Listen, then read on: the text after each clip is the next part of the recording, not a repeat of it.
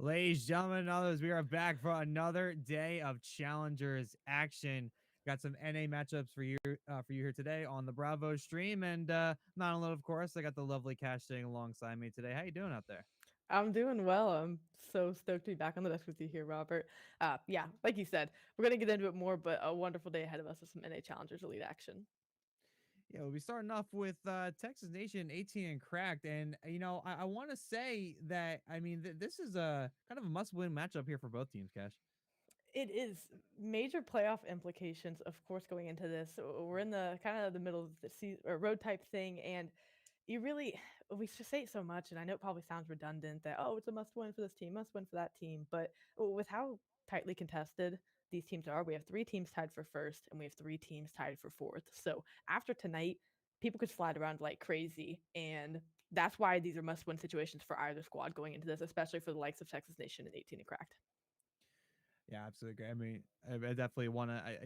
I looked at standings and was just kind of looking over everything before we hopped on today, and you realized immediately that every one of these matches, every one of these maps is gonna matter. It could take one map win to decide whether you're in or you're out, and it certainly is gonna, it's not gonna be different here in this matchup for sure. As for the map rotations, we're gonna be getting started very shortly, of course. But as for the map rotations here tonight, we're gonna be starting off with some Gava 2, which I believe there's some interesting stuff to talk about there. What'd you say, Cash?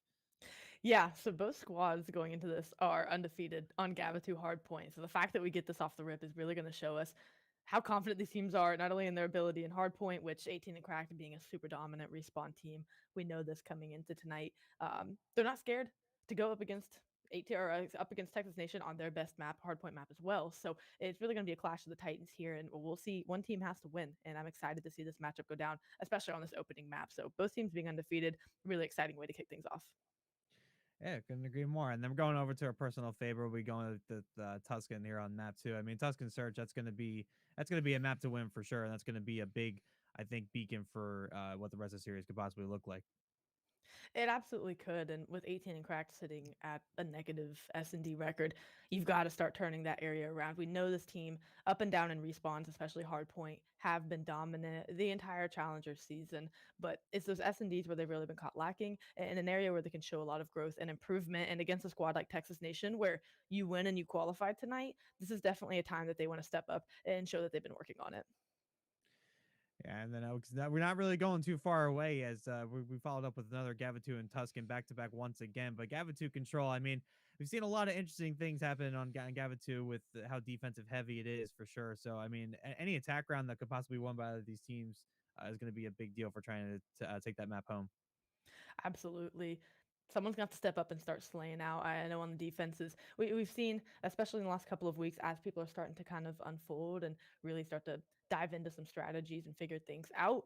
Even if the life count isn't in your favor, because Gabatu is such a big map, you can be down in lives on defense, and we've still seen teams pull off wins. So it's just an ever evolving strategy that people are trying to figure out the best way to play Gabatu. And like you said, offensive wins are definitely going to be huge and can definitely swing the game in your favor. But really, it's never chalked, right? It's never over until that final map is rung in. So either of these squads looking to take it again with how respawn dominant both have shown themselves to be. Really, this is going to be a pivot point in the series. If we do get to game 4, we're going right back on to Tuscan for from a hard point. And let me tell you, that's going to be a map where I think is going to kind of settle all the cards. And we will be finishing with Bro and SSD at the end of that. But it looks like we're hopping on in. It's going to be Gavin 2 here for map 1. And right off the bat, it's going to get very mixy here on this P1. 18 and cracked on the left side of the map. Texas Nation on the right side, and this control, at least to start, gonna go the way of Texas Nation as they are able to get clearance. Little 3-for-2 action, maybe some pinstripe kill feed coming in, but gonna have about a 5 or 6 point lead here to start. We expect P1 and both P2 to really go this way as teams are just fighting for map control, that ring control, top boat to get control of things. And the spawns even looking further ahead of the right side, I imagine those are going to flip-flop quite a bit before we get over to P3. But if you're Texas Nation, this early time is good, and uncontested should be the remaining bit of the scrap time. 18 to cracker on the rotation over to P2. And Texas Rangers are going to be set up. They have 2 players there, but Assault going to try to break that on through. He's going to pick up Rezi below. So now the rest of the squad going to catch up to him and start to break on in. Texas Nation now just waiting for the reinforcements to arrive. Looks like they're going to do some Rezi with a nice pistol kill there. He's going to be able to hop into the point. Got some help too. And there it is, a full clear out. 18 and cracked all down and out. They're going to get the spawn on the cliff, so we'll be right back in the action. Great job by Texas Nation thus far to accrue the time that they have right now, up 40 points. It is still early, and a map like Gavitu can swing on its head in just a matter of hills, as you can get some real money hills going after P1 and P2. So 18 and Cracked is looking to get some footing, get some feeling around the map, trying to figure out the best way they want to approach this. But the slaying for the side of Texas Nation behind Kismet and Jordan General to start here, definitely going their way. 18 and Cracked. A couple of slow starts, but I anticipate that over to this P3, they're going to try to get ring control and find some footing coming up. Right now, they have not been able to get much of this P2 time, which generally is really contest heavy. Yeah, we're about to go on a big money hill too, and Texas Nation up by about 70 to start off these first 2 points. And if they're able to hold down these spawns and get a lot of this time, it's going to get even worse for 18 and Crack. So they're going to have to look to break through the spawn, which they haven't been able to secure, and be able to hold on to the point. They might be able to get some time here to start, as they're going to be just hopping up towards the front. Looks like they actually do get the clear out. So Texas Nation can be spawning a little far out. No one pushing through for 18 and Cracked yet, so just trying to eat up the time here as Exceed is going to be singing a tank. Spots Jordan General up top, is going to take him out with easy, but here comes the cruise coming from above. Going to be over the glide bomb. Rather, I said cruise missile. I'm still in Cold War. My bad. Kismet's going to pick up Exceed, so it's going to be a bit of trades, but it's going to be Texas Nation holding on to these spawns for at the moment. Texas Nation with the spawns, and that's what's kept 18 and Cracked off of it. They've just been able to push up beyond that ring side, and sure they get a favorable kill feed going here, and now are getting more time in this hill than they have the first two combined. So 18 and Cracked, it's not a matter of if they're going to be able to turn things around, but when, and this is looking to be that position for them. They've got to look to chip away a little more time, but not having these spawns and not getting pressure beyond this P3 point has definitely made things challenging for them. But Exceed and Shawnee going to go 3 for 1 in the kill feed. That's going to lock down the rest of the scrap time. And now with the rotation battle underway, 18 and Cracked are sitting well to get this initial bit of time. Yeah, but Exceed getting some good info there, seeing a lot of the crosses coming on in, so that means they're going to be a little late on this rotation, but 18 and Cracked are going to be all set up. You see Classic and Assault now towards the back. Now Classic going to look to try to get some hills on, or some kills on that cliff side. Assault just going to play some time, but he's going to go down. Rezi and Jordan General finding 3 so far, but Assault holding steady inside of the point. Got the AR out. Going to try to defend himself from Breezy. Wait for reinforcements. Spawns now have flipped. Texas Nation going to be spawning over by that rock, so they should be able to get right back into it here. But Classic going to make sure the flank doesn't come on through. But the break is there for Texas Nation. They're going to hop in. Exceed. Grabbing a big kill on the Kismet, but Spawn still in favor of Texas Nation. It's only a matter of time before they get this point. But the Spawns over by Cliffside are going to keep 18 and Cracked onto this hill so the contests continue. Really mixy hill over on P4. Something you don't see very often. And just like that, 18 and Cracked are right back in this game, down about 15 points here. And Texas Nation going to look to soak up the rest of this time, extend that lead out, be just shy of the 100-point mark as we make our rotation over to P5. Once again, another money hill on this. That 18 and Cracked have a rotation too. They did get a substantial amount of time to bring them back into this game. It's a matter of can they hold off these waves and these hits from Texas Nation, zone out beyond this P5, and really keep these players pinned back on the left side of the map. Some key gunfights going the way of Texas Nation as they look to close in on player 2 and Assault, holding the hill time. Right here in Classic, big kill up at this ring side. We're going to pinch, going to chop these players down, and that should make it easier for a squad holding down the hill. Keep it on 18 and Cracked. You got Classic pushed pretty far up onto the ship, trying to get any type of flank going here for Texas Nation and prevent them from going on in. But kind of found himself in no man's land. He's going to end up getting picked off of there. Brezzy up top, now going to do even more damage to 18 and Cracked. Is just going to push on through. Texas Nation has the setup with Assault. Going to be able to stay alive for right now as Classic continues to eat up this time. So now we're looking at about 17 seconds. So once again, rotations. It looks like it's going to be Texas Nation that are going to be there first. Shawnee, though, going to make sure top ship is secure, too. Going to eat the rest of the scrap time. Sentry mark going to go in favor of 18 and Cracked to start this off. So a great, much aggressive pace there out of 18 and Cracked. We're able to bring this one back, gain the lead after such a slow start in the beginning of the map. At the end of P2, the score was 75 Texas Nation, 5, 18 and Cracked. And since then, it has been, well, without much having to be said about it, 100-point run for 18 and Cracked, and just 30 points gained for Texas Nation. So a remarkable turnaround in that first set of hills for 18 and Cracked to not only make this one close, but like you said, to reach that century mark first, put themselves in a position and then striking distance to take over here. They've got to get more time on P1 than they did last time in Texas Nation. They just have a really solid setup here, playing that deep beach spot, having control in ring. These players are going to flood up here for 18 and Cracked to try and contest it. And if they can hold on, they can once again get substantial time. Yeah, but a couple of kills is going to flip it right back as Classic going to find himself inside the hill. He's still got General to worry about who's going to be flipping around the outside, but is not going to see Classic as he slides inside. And Classic trying to find a third, but Shawnee is going to be there for the cleanup, but Exceed, unfortunately, with a nade is going to take him out. But the rest of that time going to go in favor of 18 and Cracked. Texas Nation going to have a pretty strong rotation here over to P2. You see Exceed, though, looking to cause a little bit of mayhem, a little bit of mischief. Going to be on the side. Classic going to come in as well. Going to find that kill. Going to punch him dead in the face, break a bunch of his teeth out. But Jordan General holding strong, finding 2. Gonna make sure he causes some issues here for 18 and Cracked. But Kismet gonna make sure that goes down quickly. We're gonna take a live look into Bear Claw versus Team War. Looks like we got a close one here, but Bear Claw gonna be 2 points away from winning this first hard point. But Team War aren't far behind, and they're still holding on to this hill. This game here on Gab 2 Hardpoint, I know you would say the same thing, is not going any differently than expected, right? Both Hardpoint Respawn Titans on their undefeated map, just duking it out. We're seeing the lead go back and forth. Ever since either squad have hit the 100-point mark, each hill has saw a lead and a change in lead. So right now, Texas Nation, they do have control of this crowd time with 14 seconds left. Classic's going to give it a go, but it's going to be Havoc that shuts them down. And as we make this rotation over to P3, 18 and Cracked this time around are going to have spawns. Can they hold on to them and get more time? Because Texas Nation kept them off of it and were able to still get time on this one as well. So if they can hold off this wave from Texas Nation, they can really start to grow this lead. A full 60 would put them up 30, and again, get them that much closer to that 250-point mark. By the way, real quick, as we kind of came back to this game, Team War were able to actually bring that back down by 20 with only 2 points needed for Bear Claw to win the game, and they ultimately came back and won it. So I wanted to give a shout to that because that just kind of happened in the picture-in-picture there. So that's going to be Team War taking that map 1. But like I said, back to kind of what we're seeing here. Still really close here as we go over to P3. And this hill, as we saw before, got really mixy from the front end of things. It looks like we're seeing a very similar setup once again as Texas Nation continuing to hold the spawns. 18 and Cracked. Gonna push from the front. Classic gonna try to find a flank. Can't do it. Brezzy gonna read that one. Assault. Meanwhile, gonna try to get the wall bang. Can't quite find him, but now spawns have flipped. So 18 and Crack gonna have this one. They're gonna get the kill. They're gonna hop on. They're gonna get most of the time. Try to tie this game back up. But keep an eye on the time. Only 6 seconds on this hard point, and Texas Nation is ready for next already. They are for next, but at the bottom side of the map, players 1 and 4 in Classic and Exceed. As the SMG is doing the jobs, getting the team those close cliff spawns. Now this P4 is going to be much different. So their Texas won the rotation. Immediately 18 across going to be there for the contestant. A pinstripe kill feed, but Kismet's going to get 3, and that's going to hold off this first wave for now. We've got to see something happen from Assault on this top side of the map as now these players, once again, try to work through this cliff side. And something we got to point out, too. I mean, the slaying power of Texas Nation seems to be on display here. I mean, 18 and Crack, not a single player positive at the moment, whereas Texas Nation just across the board are just doing exceedingly well in that department, making sure 18 and Crack don't get any breathing room whatsoever. And it's really starting to show here in the latter parts of this map as they continue to just grow this lead. Kismet really going off, 22 and 20, had a couple of great flashy plays up on P4. So right now, it's just all cylinders being fired here for Texas Nation.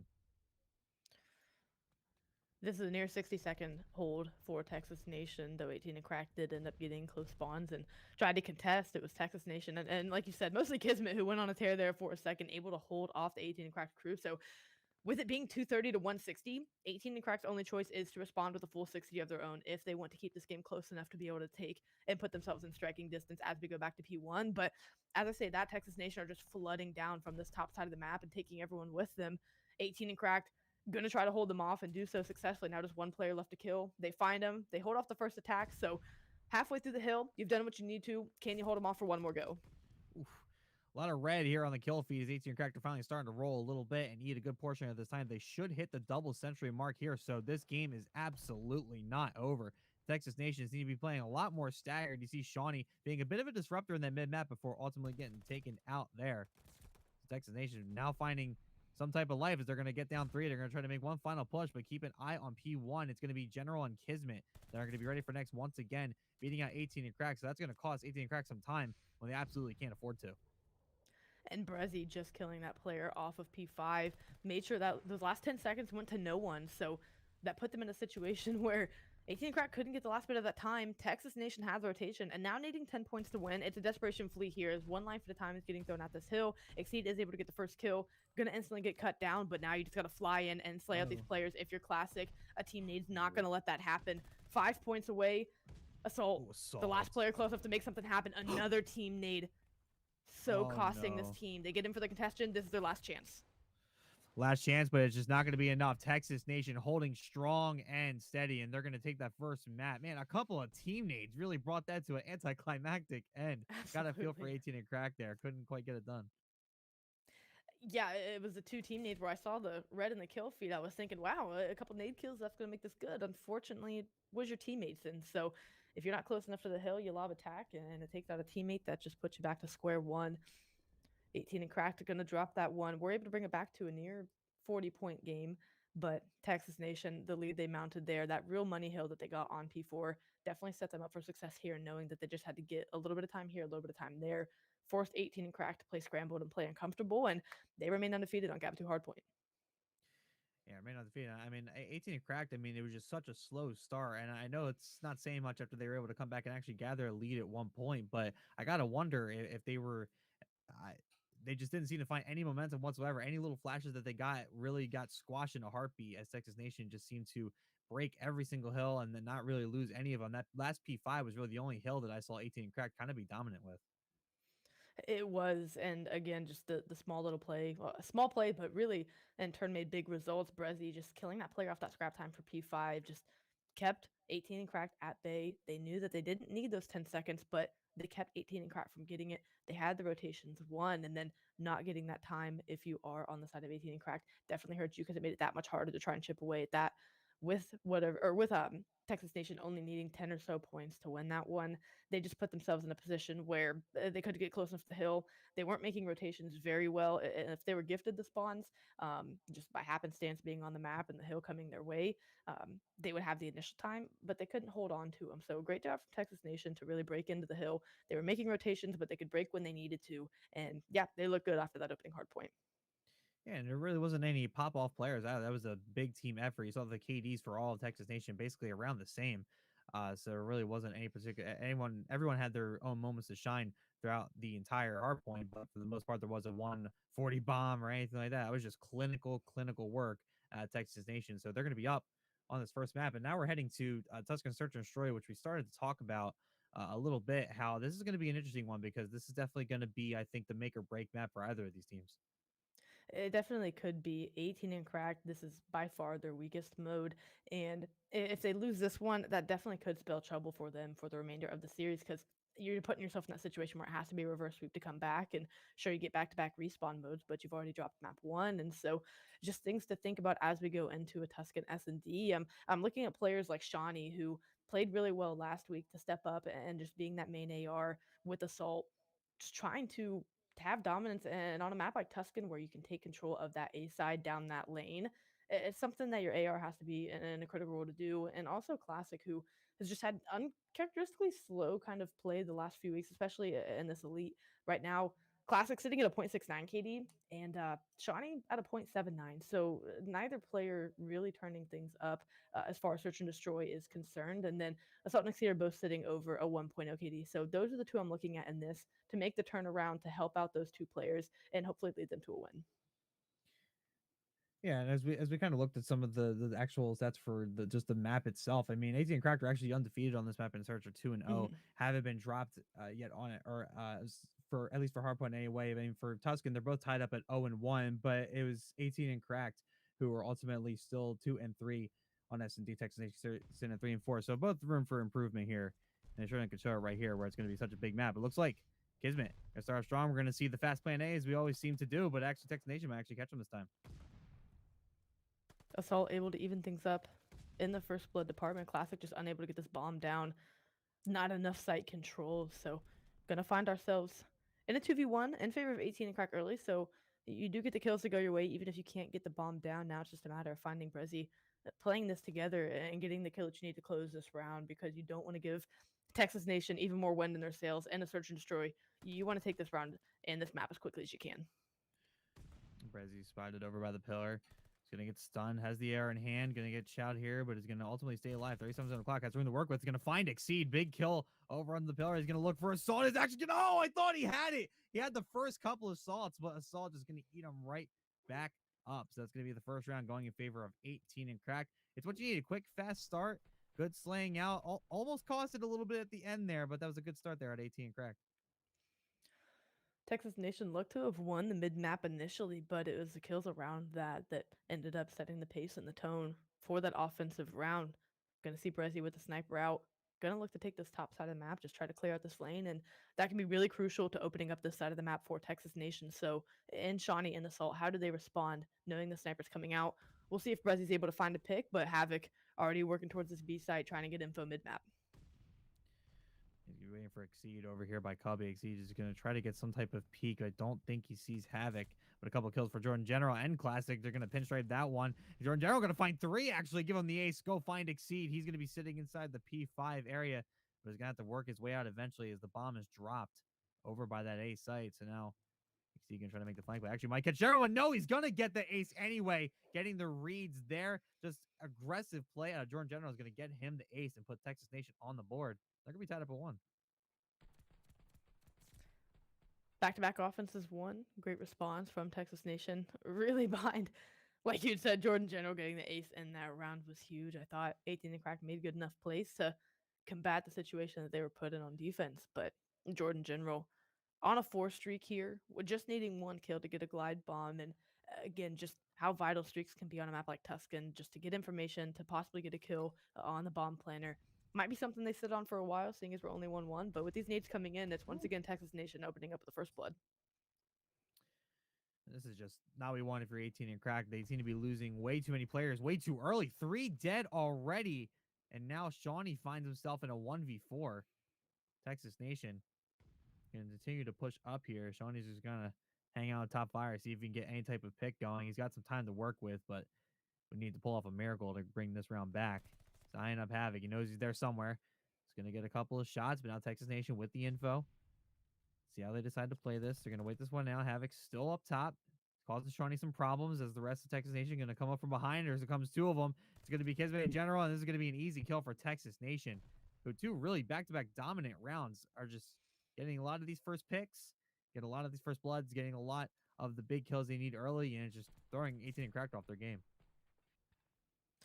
Yeah, when you lose 3 players in the opening 30 seconds of the match, it definitely puts your last player in a difficult situation. And really, it's just been shout out to the opening grenades. That's 2 rounds where they've gotten first bloods off of the grenade throw, so they know exactly where they need to be placing those.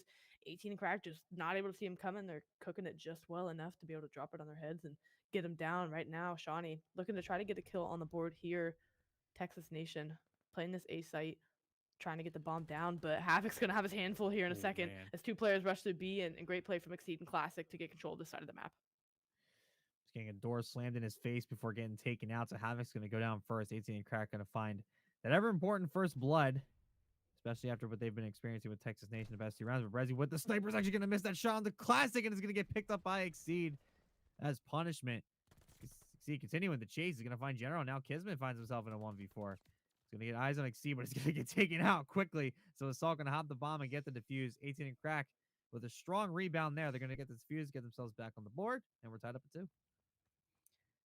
If I'm 18 and Cracked, what did we do that round? We sent Exceed and Classic flying around the map, picking these kills, playing the trades together, which, again, they didn't fall, so they didn't need to play the trade, but knowing that they had that option there, the bait and switch was beautiful out of them in that round. They got all the way worked around the map, pick these players off, and do that again. If that's where you're going to find success, do that again. Make them have to respond and have an answer for that. Why fix it if it's not broken? So hopefully that's something we see continue on both offense and defensive rounds. Shawnee still unable to find a kill to start, but Exceed on 4 in a row now has the opportunity to answer with a streak of his own. He push once again as Shawnee. He's going to keep his eyes on mid as Exceed continues to push on up. Classic going to be the bomb carrier on this one. Texas Nation is playing this slow. They're going to go through the P5. Similar setup as we've seen before. He's going to try to secure as many points as they can before ultimately going around for the flank here. And Assault definitely knows Havoc, and maybe one other person could be in there somewhere, but the glide coming in from above, is it going to be able to find anybody? It's going to find Shawnee in the back, continuing his streak of bad luck. He's going to be 0-4. The bomb is going to go down here from Classic. So 18 and Cracked putting the time in their favor, but Texas Nation's still the main advantage. And Havoc sees that player there and Exceed. Going to relay that information to Jordan General. Classic gets eyes on a player unable to get a kill, just trying to play life right now. Assault's going to get one, but right away Jordan General answers, and Assault trying to keep this a battle. Ooh. Jordan General hopping the bomb. Can Classic get the kill? The nade's down, and Classic also gets the bomb diffuser as well. So great response, great turn-up moment for Classic there to win them another round on defense, knowing that, hey, I got to kill this player and see if General's hopping the bomb, which he is. Wonderful awareness and high IQ play from someone like you expected out of Classic to get them that S&D round. They're now up 3-2. A little too aggressive there, I think, maybe out of Texas Nation, just hopping out through the window, especially when there wasn't another player in tow. General already hopped the bomb and he was just so exposed. He had no chance of getting out of that one. So I did, questionable play, especially when they had the early man advantage when the bomb went down. But ultimately, it was 18 and cracked who kept their composure and just kind of waited for Texas Nation to come to them. And that's what seemed to work. Starting off with some trades here on this round 6. This could be 18 and cracked who are going to be able to get the man advantage as Texas Nation gets the bomb down. Classic. Just going to clear out this U side. Kisman's going to get a nice flank. Can't get the second kill, though. Now it's going to be Brezzy in a 1v2. Is a little bit back from the bomb, so he's going to have to work his way back. Classic, meanwhile, he's going to set up shop upstairs. That fire area. This Brezzy now is going to check bomb here. Doesn't get eyes on anybody 19 seconds ago. Really only has one shot at this, or if he's thinking about just kind of waiting to see if he can get some picks, we're going to wait and find out. When he guns through the wall, he's gonna hop the bomb. Remember, Silent Plant is now there, so Brezzy gonna get this check. He's gonna find. Couldn't find Classic. Classic gonna win that one with the MP40. So 18 and crack gonna bring us to the swing. It's 4-2. Love how Classic and Exceed are playing right now. Just look to be in tandem and in rhythm with one another. Pretty much carrying this team thus far in the search and destroy. Assault playing pretty well, getting some crucial picks and two pieces where the team needs it if they fall in the first blood department, but definitely turning things around from the first couple of rounds that looked a little shaky. All three players in 18 cracks sitting at 6 kills. Shawnee still looking to get one on the board, and you got to think if Shawnee can start getting kills, this one could be over quickly. You're just waiting for him to kind of turn up for you. Yeah, 100%. Shawnee's got to find a way to get back into this one, especially when they keep on moving. And that's how you do it. That's how you started off right there. You're going to find that kill on the Brezzy up on top. Church is going to open things up for Exceed, who's going to be able to pop on in and grab that first one. Is going to rotate out. So now General and Havoc going to find themselves pinned. And look how easy 18 and Cracked are making of this. 4-on-1 now is Havoc. He's going to be in some trouble. He's going to be hanging around Church. Has a minute to work with. Has some Daddy on him. Can pull off a miracle here. Who knows? He's going to get picked off pretty immediately, though. 18 and Cracked. Actually showing their dominance here. They won, I think, 3 or 4 straight at this point. So it's going to be 5-2, and they're going to look to take this map home here. This is an area that going into this, I wanted to see 18 and Crack show improvement in. They come into tonight 3-2 in search and destroy, and really that's the mode that they're lacking in. Of course, control it 2-2, just trying to feel that one out. Like I said, the ever evolving strategies that are coming in as more teams start to figure that out. But if I've won in hardpoint, that wasn't the concern. Okay, Texas Nation, take that off of you. A little reason for worry, but I put in here for them. If they can win the S&D, they stand a good chance at winning the series, and they look like they have made strides and really been focusing on this mode as Assault is once again going to open things up with the first blood. So it's going to find that first blood, Texas Nation. Actually going to go 3 down once again. It's going to be out to Kisman, who does have the bomb. Is going to find one. He was going to get left in a 1v4. He's going to be able to find Shawnee paired up. Shawnee's going to find him. So 18 and Cracked. Looking a little slow once again to start off this map, but really showed their dominating power throughout the rest of the map. They're going to take this one 6-2. And with that, we are guaranteed at least 4 maps in this series. And cool. Something to touch on is Shawnee.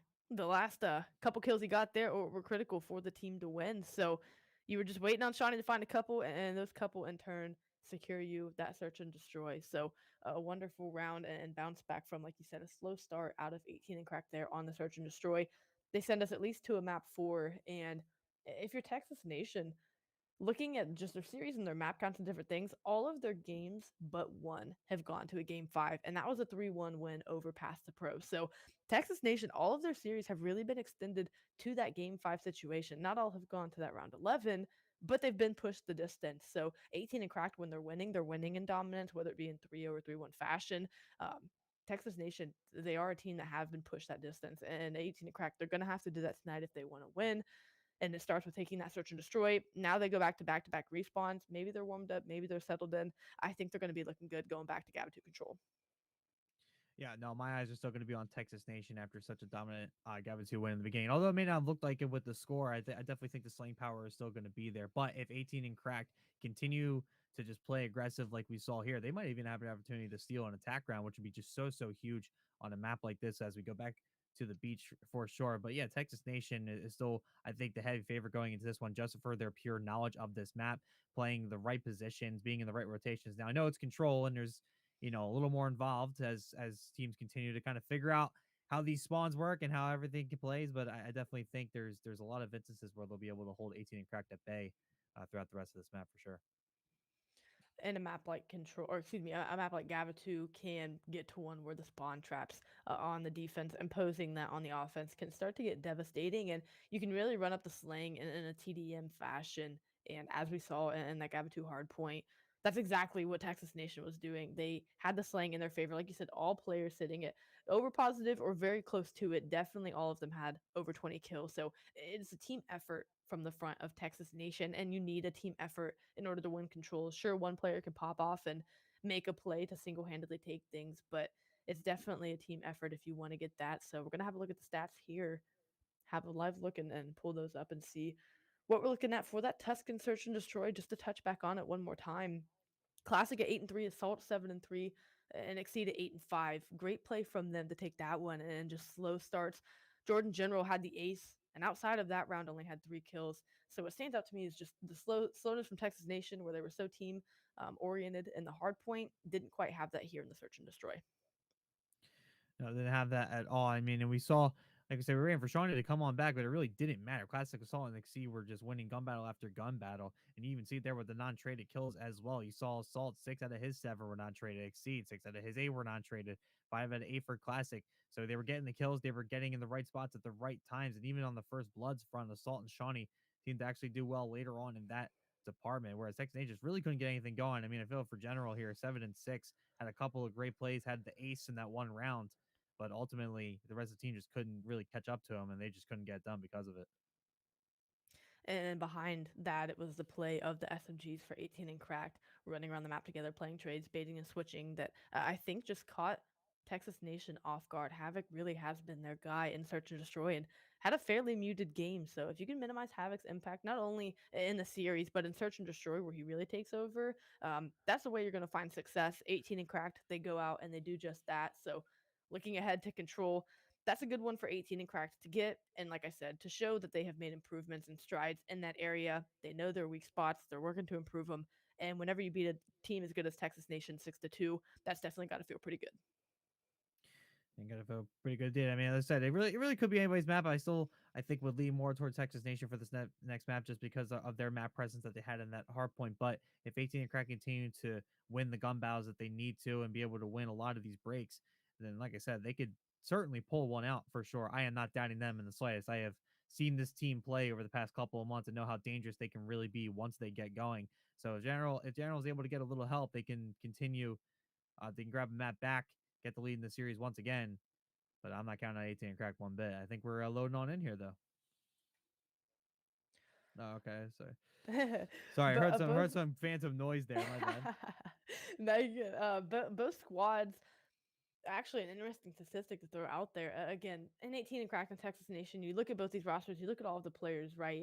You see Shawnee Classic, Assault Exceed, all people who have played in the CDL. And then for Texas Nation, you have this throwback E6 roster, so players who have a ton of rapport together. Have also seen this professional stage as well. So all 8 of these players, they're the only 2 teams with all 4 players sitting over a 1.0 KDs. So as if this match couldn't have any more weight and pressure for it to be a win and qualify type of situation for either squad, you know that neither players on either team have been slow, right? Everyone is performing to the standard they need. Looking at a couple of nitpicky things, right? It's Classic playing pretty slow in the Search and Destroy. Okay, we see that turned around here so far.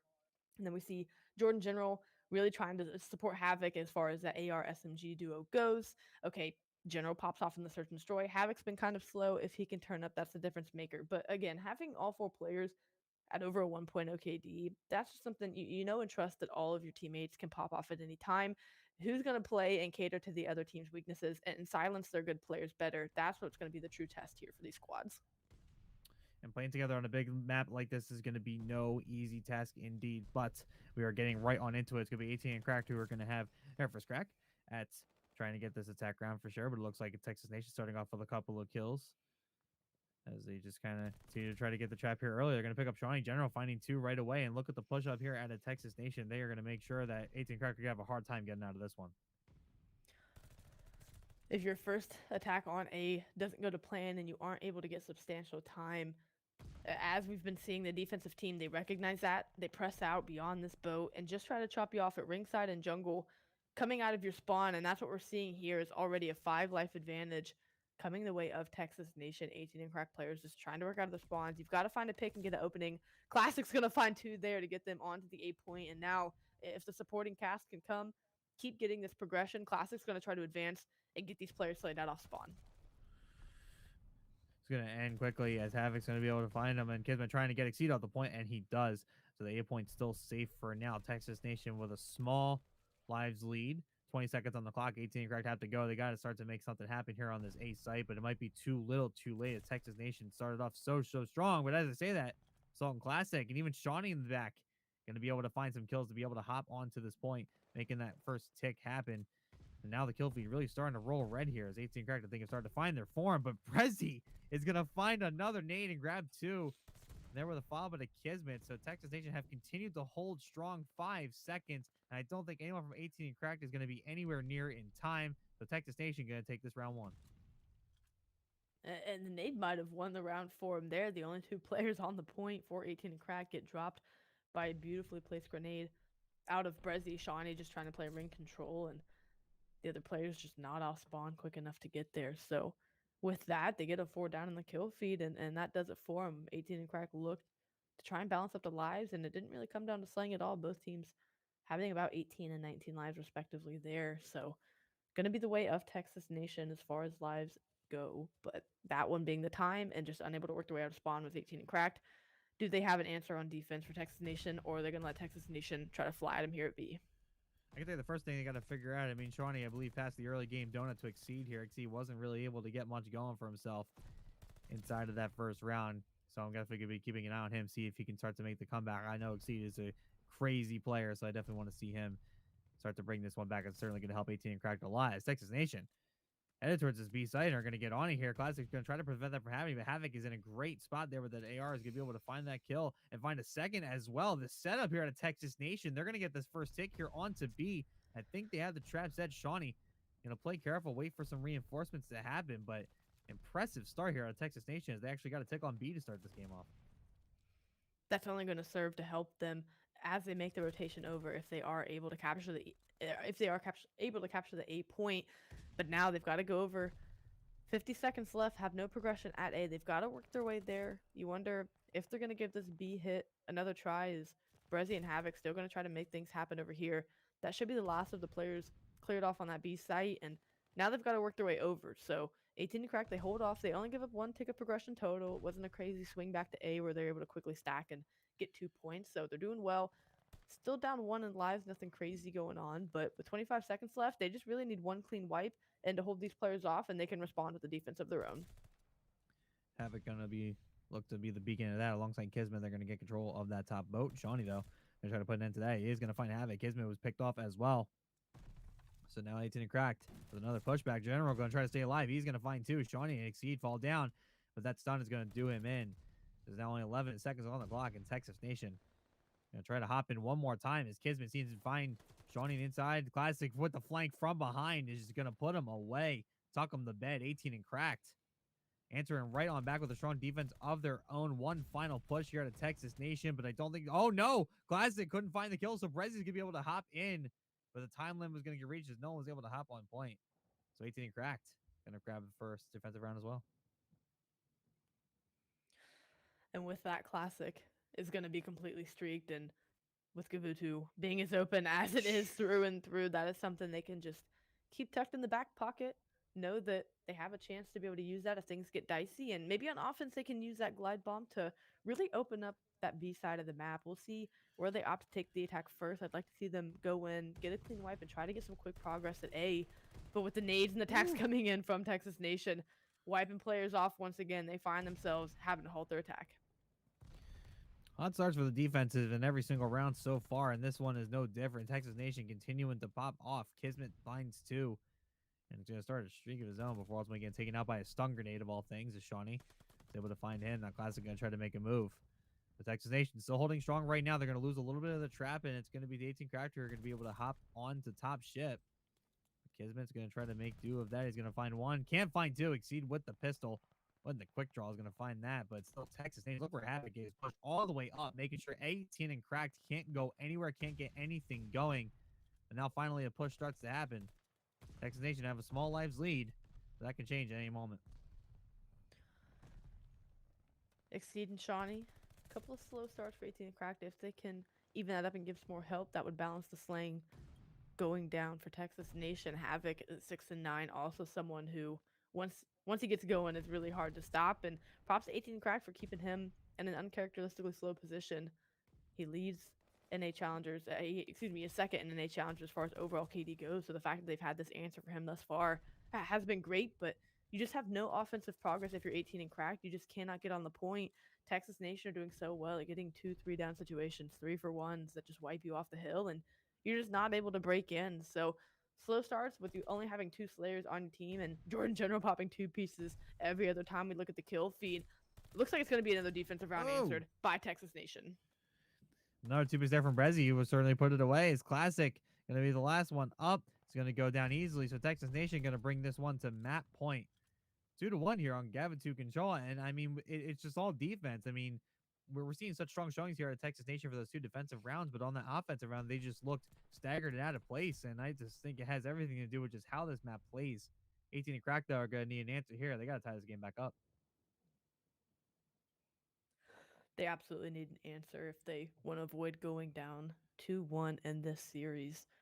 Texas Nation looking like they know what they want to do, at least on the defensive side. Like you had mentioned, it's so defensive heavy for either squad, and it's just who can figure out the offense. That kind of can be the tail of it. But you get to round 5 possibly, and that forces your hand as far as the attacking team goes. Right now, the slang favoring Texas Nation. So if we get there, if 18 and Crack can't hold off, they're more than likely going to be facing an offense, unless they happen to just change the tides in the slang department and really dominantly win this round. But just based on how well Kismet, George General is shooting right now, Brezzy as well, that just might not be the case, but they're going to give it a try. And look at number 3 in Assault, already wrapped in, working this pinch in their spawn. Yeah, now he's going to make himself known. He's going to shoot Havoc right in the back. He's going to have Kismet to deal with. Kismet going to have to clear him out of here. Does not want Assault to be causing mayhem in their spawn. It's going to be the last thing they're going to want to have to deal with. But look at them. They push right on past him, and he's still going to be there. He's just going to be left stranded there in the enemy spawn as they continue to push up to A, and they actually might have some control here as Classic. Going to be waiting on the outside. He's going to probably run into Havoc here up top, and is going to do so, but Classic is going to be more ready for that one. Assault still being just an absolute menace. He's still sitting over by that rock side and just firing bullets. Now Havoc realizing how much of a danger he actually is it going to finally take him out? So a good start here for 18 and Crack to keep Texas Nation pinned, or just at the very least annoy them to the point where they couldn't get anything going to start this attacking round. They had to back up and find Assault, and that just chews up clock on a map as big as Gavitu. You can't afford to lose much time as they are, but right now, Texas Nation, they're just going to turtle up in their spawn. They don't want to give lives. They know going into this, they should have the defensive round for this round number 5, and they just do not want to give the slaying in any way over to 18 and Cracked and possibly turn this. Good awareness from them to recognize, hey, we don't have any progress. Time's dwindling. Let's just not throw lives at this. So I like the heads up play. That definitely should warrant Texas Nation having the defense for this round 5. And with neither squad having an offensive round win, I'm going to have to say Texas Nation is going to be favored. Yeah, I mean, it's been all defense. We got here to 2-2 because of all defensive rounds. So this round probably not going to be any different. Texas Nation continuing to show strong defensive abilities. 18 and Cracked going to have to just play super, super, super lucky and just tactical COD to bring this one in. It looks like they're going to start off with a B push this time. They're going to push through P1. Shawnee's going to find that first blood as 18 Crack continue to push on up. And it's Texas Nation who committed to A there and are realizing their mistake very quickly. They start to rotate back. So this should be close to a tick here on B to start this off here for 18 and Cracked. And if you notice, the kill feed has been mostly red, but now the streak's flying down.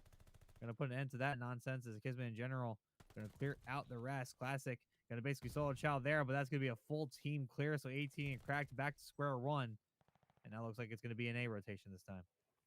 And they need to fly at this hill. You cannot waste time. If you get wiped on B, the transition to A has to be so fast. You have to capitalize on the fact that Texas Nation has to make a rotation. And I'd like to see, a couple players stack on this hill to really start working that progression up, because that's what you're going to need on offense. You need to give yourself as much time as possible to make the rotation over to B, because if you only give yourself 60 seconds or maybe even 90. It grants you just a few hits just because you have to hike across the map. So Shawnee's Ooh. going to try to take some gunfights here over at B and distract these Texas Nation players. That should all but be the A point for 18 and cracked. So for the first time this game, Ooh, we are going to see one of these points completely captured. It's going to be 18 and cracked putting themselves in a wonderful position to take this.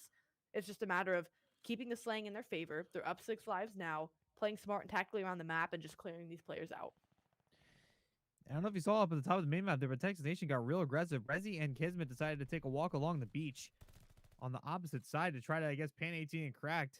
Rezi was found out, but Kismet was not, so he's going to continue to be really annoying. He's going to run into Shawnee again, I believe, but I think he's just going to kind of wait for a passing player here. But meanwhile, over by the B point, 18 and cracked have been able to push on through, so Exceed's going to hop the point, use his streak to look for any type of kill. As Kismet goes down, he's going to find another player back here. Look at the kill feed lighting up red as this first tick is absolutely going to be captured here by 18 and cracked. Now Brezzy going to fire in some streaks of his own. Is only going to be able to find one as the streaks continue. Streak battle continues here on this B site. Texas Nation now have an opening. They got to take advantage. And they got to take advantage now. Exceed still eating up time. Now they can test before the second tick.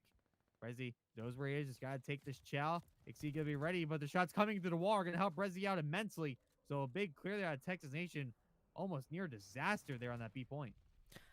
Almost near disaster, but 18 and cracked have accrued so many streaks that they can just reopen this point, fly on it, and now look at the kills. It's 19-7. This is more than out of hand for Texas Nation. Yeah, we've seen defensive teams hold this, but with 3 players flying on this and going to look to stack, if it's one more wipe, 18 and cracked could take the offense here in this round number 5. So it's really 18 and cracks to lose on offense with the life disparity. A minute, that's a lot of time to work with if you're 18 and cracked. Everything going against Texas Nation right now. They got to find a near perfect setup to try to win this. You see how careful they're playing. Kismet barely wanting to peek this. 18 and cracked waiting. Probably waiting a little too long for Texas Nation to make a play, but now the hop comes on through. Is he going to hop the point again? Going to look for Kismet up top. Shots being fired from all angles, but no one being able to find a kill just yet. That second tick is going to go down, so it's going to be a desperation play here out of Texas Nation. Well, look at Brazy with the flank. He's going to find 2 up in P1. Kismet with a follow-up as well before being taken out in the P1. So Texas Nation make a great break there and are going to put at least the clock back in their favor. The life disparity is still massive, but Texas Nation have bought themselves some time. Time and time again, we've seen defensive teams without the lives in their favor able to win these rounds just because they're able to get these kills and force these players to have to make the hike across the map. So 18 and cracked have to start finding these kills. They only have 5 lives left, but you've got to win these gunfights. These 2 between players 3 and 1 in Assault and Classic are so huge for this, but Brezzy continuing to be a problem and be on a tear, trying to make this as hard as possible for 18 and cracked. Now no respawns remaining. You cannot get wiped on this hill because you have no time to make things happen, but it's going to be Classic. Nikki D gonna go for 4 here, go huge for the squad. They're looking to capture the point. Now you've got to fly out if you're the last player, and behind the effort of Classic, 18 and cracked in wonderful fashion, take the round 5 offense. Man, and I knew as soon as I said that I was still keeping my eyes on Texas Nation for this one that I was going to pay for that comment. And this is why you just don't count out 18 and cracked. I mean, it was all defensive. It didn't really look like it could go either way. But, I mean, just a slay out there for 18 and cracked is what ultimately led to their victory there. They got the lives just so huge there. Texas Nation just couldn't stay alive at all. So props to 18 and cracked for winning an attack round in that last round to take that one home. So they're going to be up 2-1. And that's as good of momentum as you're going to need going into this next one for sure. It is, and for how much they got outslayed. Now, I would say maybe it was by 10 or so kills leading up to them getting that offense in round 5 for them to, in one round, make that slaying flip on Texas Nation. Just an unbelievable turnaround from them, unbelievable composure for, again, in a must-win swing mode for them to go up 2-1 in the series going into a Tuscan hardpoint. I'm really looking at this 18 and crack team to try and close this one out. We saw them on a Tuscan S&D. Granted, it was search and destroy, but they looked really comfortable on the map. I loved how Exceed and Classic were playing around each other, moving around the map so fluidly. I expect that to be the case for the rotations here. So Texas Nation, they have to answer because if 18 Cracked win this, they qualify. And then if Texas Nation lose this, yeah, if you win your next one, you still might be a lock, but you got to be careful if you lose a series tonight, knowing you have another one, because they can go from being tied for first down a very slippery slope, bumping them out of the top 4. So if you're Texas Nation, this is dangerous territory. You want to keep this one going. Yeah, but I mean, it's going to be a steep hill to climb. 18 cracked. haven't dropped both these teams haven't really dropped the Gavitu, or I'm sorry, DT and Cracked have not dropped a Tuscan hardpoint yet. They're 2-0 currently on the season, so it's going to be an uphill battle for Texas Nation to kind of bring this one back. But hey, I mean, again, anything is possible. We saw how good Jordan General was on that search and destroy. He was basically the only one with any type of slaying power. So as long as he continues to do his thing and the rest of his team are going to be able to follow, and they certainly have a chance for sure. But yeah, this is going to be for all the marbles right here. Texas Nation have a chance to kind of bring this one to a game 5, which I personally would like to see. I need to see these two teams go the distance. Although I'm sure that is not Texas Nation's thought on how they wanted this series to go. Yeah, they're gonna have to push it the distance and once again find themselves in a game 5 where they have found themselves for the majority of the time this season, especially in this elite stage. Not something they want to be in, not a situation they want to be in. 18 and Cracked once again find themselves in the position to put a team away in a 3-1 fashion. And this only looks to help 18 and Cracked, especially when it comes down to those head to heads, those map count tiebreakers that they're going to be looking to face if some of these other teams in the middle of the pack continue to win out. So 18 and Cracked doing what they need to separate themselves, really solidify themselves for that top 4 position. They're one map away from doing it in Texas Nation. They've got to answer in a big way. And for me, I'm looking at Havoc, someone who, like I had alluded to and mentioned earlier, second overall in North America Elite KD. So having a very uncharacteristically slow series. I thought it was one map. Thought maybe the S&D was slow too. They shut him out. But now at this point, they've just been able to minimize his impact on the map. And that's been the difference maker for him here. Havoc, someone who leads the squad and kills, having a very quiet night, that's going to spell disaster for Texas Nation, especially when the other players are just unable to step up and carry that load. Yeah, and for me, I'm just looking at a team composition when it comes to Texas Nation. They were able to rotate a lot earlier in that first hard point. But real quick, going in here to leave is this Charlie stream here, whatever it takes in Villains. Actually, looks like we have a disconnect here for Villains, which is actually kind of unfortunate way as we tune in. This is going to be control here on Tuscan. Looks like whatever it takes, I have an opportunity to bring this back, especially with this disconnect. Yeah. Don't really want to dive into it too much. We're not sure what exactly is going to happen here. Yeah. With this disconnect going down in around 5 with Villains pretty heavily in the life department.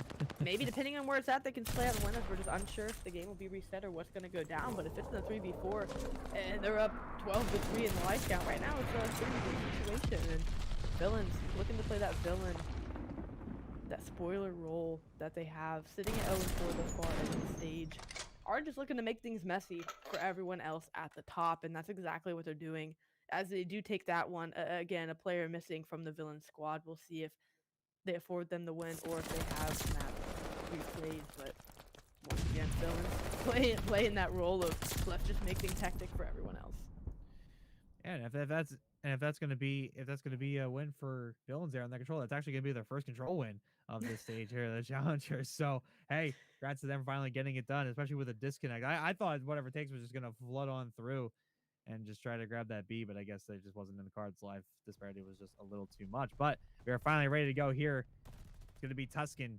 Hard point. 18 and Cracked, 1 away from taking this series home. Texas Nation have some work to do, and they're starting that work right now. They're going to find that 3, and they're going to get this initial time here on P1.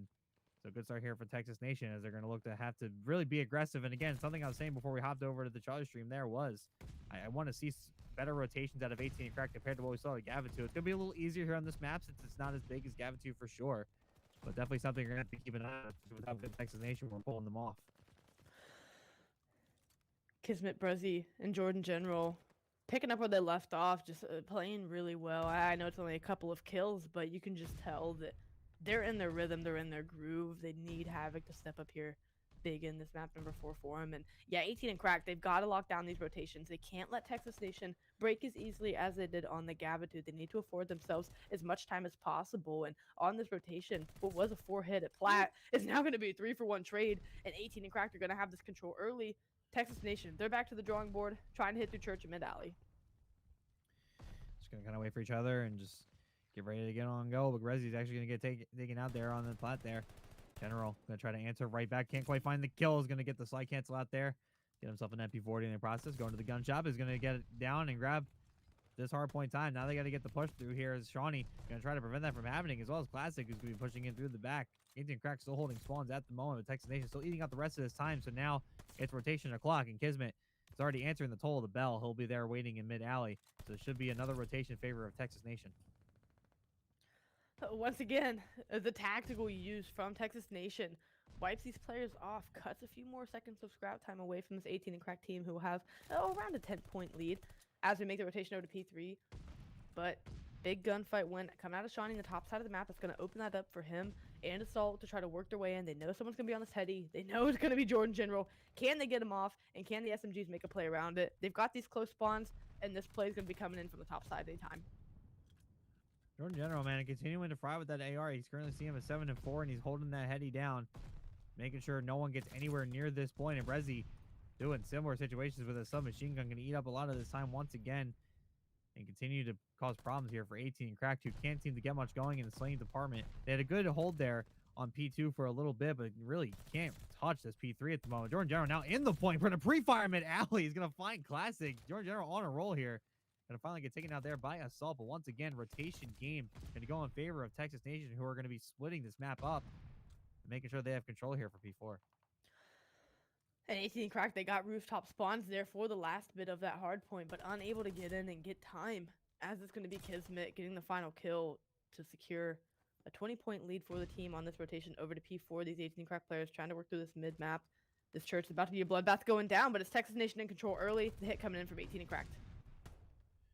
18 Crack going to be pushing in from the front.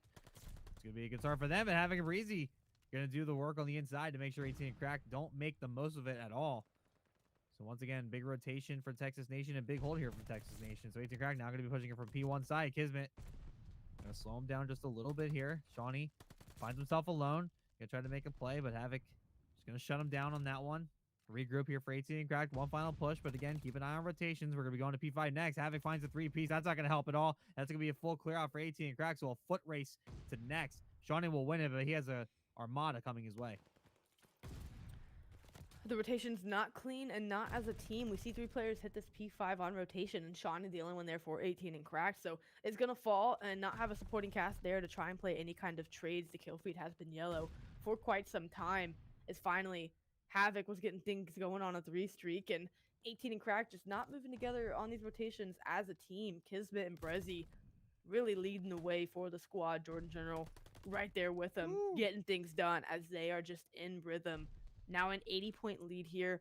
We saw 18 and Cracked come back from a lead disparity in the Gabba2 hard point. They're trying to work a pinch here on this P5, but they can't really afford to let Texas Nation get many more 60-second holds, because if they do, they're going to hit that 250-point mark before they know it and not have a chance to respond.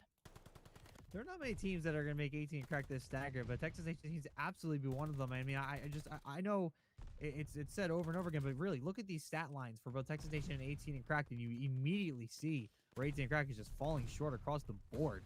Now a couple of kills just for 8 seconds of scrap time. So once again, a less than clean rotation over to P1. They do have Shawnee moving out there, but Rezi was going to be ready for him.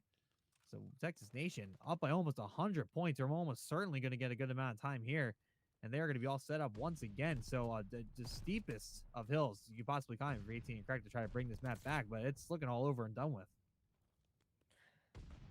They get a clean wipe on the transition, and that just keeps 18 and Cracked from getting in any kind of setup or position. Like you said, you look at the slaying, and it's glaringly obvious what the problem is for 18 and Cracked. Texas Nation came to play on these hard points tonight, and they don't look to be slowing down at all. They want to push it to a game 5. They know they have to in order to win, and not only win, but qualify. And that's what they want to do, show that, hey, yeah, 18 and Cracked are a really good hard point team, but they don't have the rotations like we do. They haven't been making the improvements that we have. 18 and Cracked looking lost, and again, a team that's been as hard point dominant as them look really confused and lost and out of place on this map. Like you said, just not working together as a team. Lots of one-off pushes coming in, and they just don't have an answer right now for Havoc or Kismet. Oh, that spawn is unfortunate. General is going to be right up in them. Is going to find at least one. He does get taken out, but Rezi was there for the follow-up. So Assault can only do is hide. Double century mark here for Texas Nation. Looking to close this one out. Just completely done and dusted here for 18 and Crack. They are a different looking team and not in the best of ways on this Tuscan. So obviously, I think we found Texas Nation's map here with Tuscan, especially on this hard point. I'm shocked, to be honest. I thought 18 Crack were going to have a lot of this advantage because of their previous performance record here on this map. But like I said, the very first thing I said, Texas Nation and their rotations are going to be killer. If 18 Crack are able to fight with them, they should be able to take this map home. But they just never even got it started. Texas Nation going to be coming around 240 probably by the time it's over. And then once again, winning this next rotation. So they'll be easily closing this one out. Yeah, and the last time these squads played, Texas Nation did take it in a 3-1. So, of course, if you are 18 and cracked, as much as this hard point has been an absolute disaster from the rip, it already is a better looking series than it was previously, affording yourself the chance to play in a game 5. But for Texas Nation to lose in the fashion that they did on an offense, on control, to answer back in this dominant of a fashion, and to be in a position to 100-point club, 18 and cracked, definitely something they're looking forward to. Is again, everyone's just firing on all cylinders. When this Texas Nation team finds success, it is behind all players going off for the team. It's not just one person, as we see everyone sitting at about 22 to 25 kills, 18 and crack, just unable to get anything going. Wow, Texas Nation, man. this is why they're 3-1. This is why they're tied for first place. They want to take that #1 spot. See what the Soul Child is going to need that little bit of time left. So they might be avoiding the 100-point club. Unless Kismet has something to say about it. One final attempt from Assault. It's not going to be... Oh, with a flank from behind. Johnny going to hop on. Again, just trying to avoid the 100-point club. And he might just do it with a 3-piece there. So, around Nora, he is going to hop off the time. But that is almost certainly going to do it. One final contest here inside of the church. But once again, 3 setup inside is going to do him in. So Texas Nation swinging the pendulum back the other direction. And are going to bring us to a map 5. You knew how to go this way, Cash. Absolutely, it did. I just didn't know that the map 4 would be that dominant in favor of Texas Nation. Again, their map count for Hardpoint, it's 6-2, so they're still a really good team. We just know, and it's been the talking point for 18 and Cracked, how good of a respawn team they are. And of course, you can't deny what they did in that control to really get the momentum back in their favor. But now, again, that pendulum swinging back the way of Texas Nation. They find themselves going to a game 5. They found themselves on 2-1. They've extended the series to the Berlin S&D, where they are sitting at 3-0, mind you, though they have lost some game 5s thus far leading up into tonight. They do find themselves on their favorite S&D map, a map that 18 and Crack don't have any match records on, so they have not played it yet. You got to be feeling good, especially with how dominantly you took that hard point. You got to be feeling good going into it, but you've got to close it out because 18 and Crack, they played their search and destroy really well. And I said for 18 Crack, if they can win the S&Ds, they win the series. And it's looking like that's their only option here. Yeah, no, couldn't agree more. I mean, that dominant S&D they had earlier in the series, it should have Texas Nation at least worried for you here. We're gonna take a look at the stats here for the Tuscan Harp, but I mean, this is very obvious what you can even talk about here. I mean, just across the board, Texas Nation were heating up. All of them basically dropping doubles. 18 and Crack just weren't able to get anything going at all. So it was all Texas Nation all the time. 18 and Crack just never were able to get anything done, and you saw it as you just saw it essentially halfway through the map. Solo Chow's getting caught out of position. Every engagement they should have taken was taken anyway, even though it was absolutely not the best play for them. They got the opportunity to make rotations, but they lost the gunfights there. Or if they had the position like we saw early on that P2, they got broken and just were not able to get any substantial time after that. So, like you said, caught out of position, not winning the key gunfights on rotation, hardly setting yourself up to be in a position to make a rotation because they found themselves in such a deficit that they had to fight for every second of time. And that makes it easier for Texas Nation to take 2 or 3 players to make that rotation because you're not fighting for scrap time like 18 and Crack. So uncharacteristically out of rhythm for this 18 and Crack squad in a hard point to be 100-point clubbed and losing that fashion. Gotta hit a huge mental regain going into this game number 5. I'm a big proponent of the pendulum when it comes to series like this, and I thought 18 and Crack were going to have a big one there. They won an attack round in a round 5 to take control, and we're going on a map that they had an undefeated record in. And I thought they would have been able to really show out and put Texas Nation on the brink. But nope, Texas Nation said, nope, we're going to swing it right back our direction, and we're going to show you that we're this is capable of being here. So now they're going to go to a map that they're undefeated in. 18 Cracks are going to have a lot more work to do. So the hill just continues to climb for 18 Crack. But like I said, that first search, we can't forget that. It was a 6-2. So favor right now seems to be for 18 Cracked on this mode. But the map, be careful. Texas Nation might just sneak up on them. And that's how these predictions go once you get in the late game is just a coin toss at this point. Yeah, 18 to crack. They won the search and destroy prior in this series, and then looking at the map that it is, Berlin. That's a huge favorite for Texas Nation. So if I had to give a prediction, I really don't know. Either team have just been playing well in their own respects and regards. Again, exceeding Classic in the initial search and destroy, right? They were the ones who were making the plays for the team on that Tuscan S&D, and then in response, it's just been the complete full team effort from Texas Nation. That's how they found success tonight. Is either squad going to piece it together and end up using what's worked well for them here at a culmination and at a point in this game number 5? Is Havoc going to finally turn up like he was at the tail end of that hard point? Now that Havoc's awake and frying, that could spell trouble for this 18 and crack squad. Or can you hold off and use the strats that you have, what you know for Berlin? Of course, they've played Berlin and scrims, different things like that, but not having any reps on it in game against teams, definitely a different feeling. So again, you can argue for both sides here, and we're just gonna have to wait and find out because this couldn't be closer between either squad. The fun part of this that I'd definitely like to see different is I wonder if how the snipers will come into play on this one, especially over towards that B side. I believe it was Brezzy how went out. We didn't really see them do too much work on that original Tuscan search and destroy, but Berlin, I believe, is a map you can definitely do a little more damage with. There's a lot more open space to work with. So any type of first blood that any of these guys can get, I think, are going to do massive numbers as they're going to have to work their way over towards any of these bomb sites. That B site specifically has so much open area around it up until you get there, and then even then, there's so many angles you can play once a bomb gets planted. I mean, that I feel like that's going to be the main focus is controlling that side, and I think with some snipers in action, I think it's going to make for some entertaining gunfights for sure. It absolutely will, and the snipers are really just your AR getting that cross information on offense, hopping on that roof and saying, "All right, we've got two players crossing A. B's probably going to be open if we hit it with at least 3 people." So the information that you can get on Berlin right out of spawn on offense is really important, and that really shows what dictates how these teams opt to play it. Some teams just go bully straight ahead into A, maybe have someone play for information, but a lot of times we're seeing teams play for the cross on B, know that it's open, get the early bomb plant, and try to find success in their post plant setup. On defense, it's just a matter of can you keep the first bloods in your favor, or at least just play your life well enough to have a chance at a retake if it goes down on that B site. So a lot of different ways teams have tried to figure out how to play this map, and where the teams find success is whenever they're decisive and make a decision as a team to go forth with something. Yeah, you start moving, at least getting some of the map control, even as you're waiting for that cross call, and then at that point, it's just going to be about getting into the right engagement at the right time. Play together, play tight. That's going to be your issue. It's about don't get caught out of hand. It is going to be a bit of an issue for either team. We're waiting for everything to kind of get started here for right now, but I think are we going to go quick break here? I believe.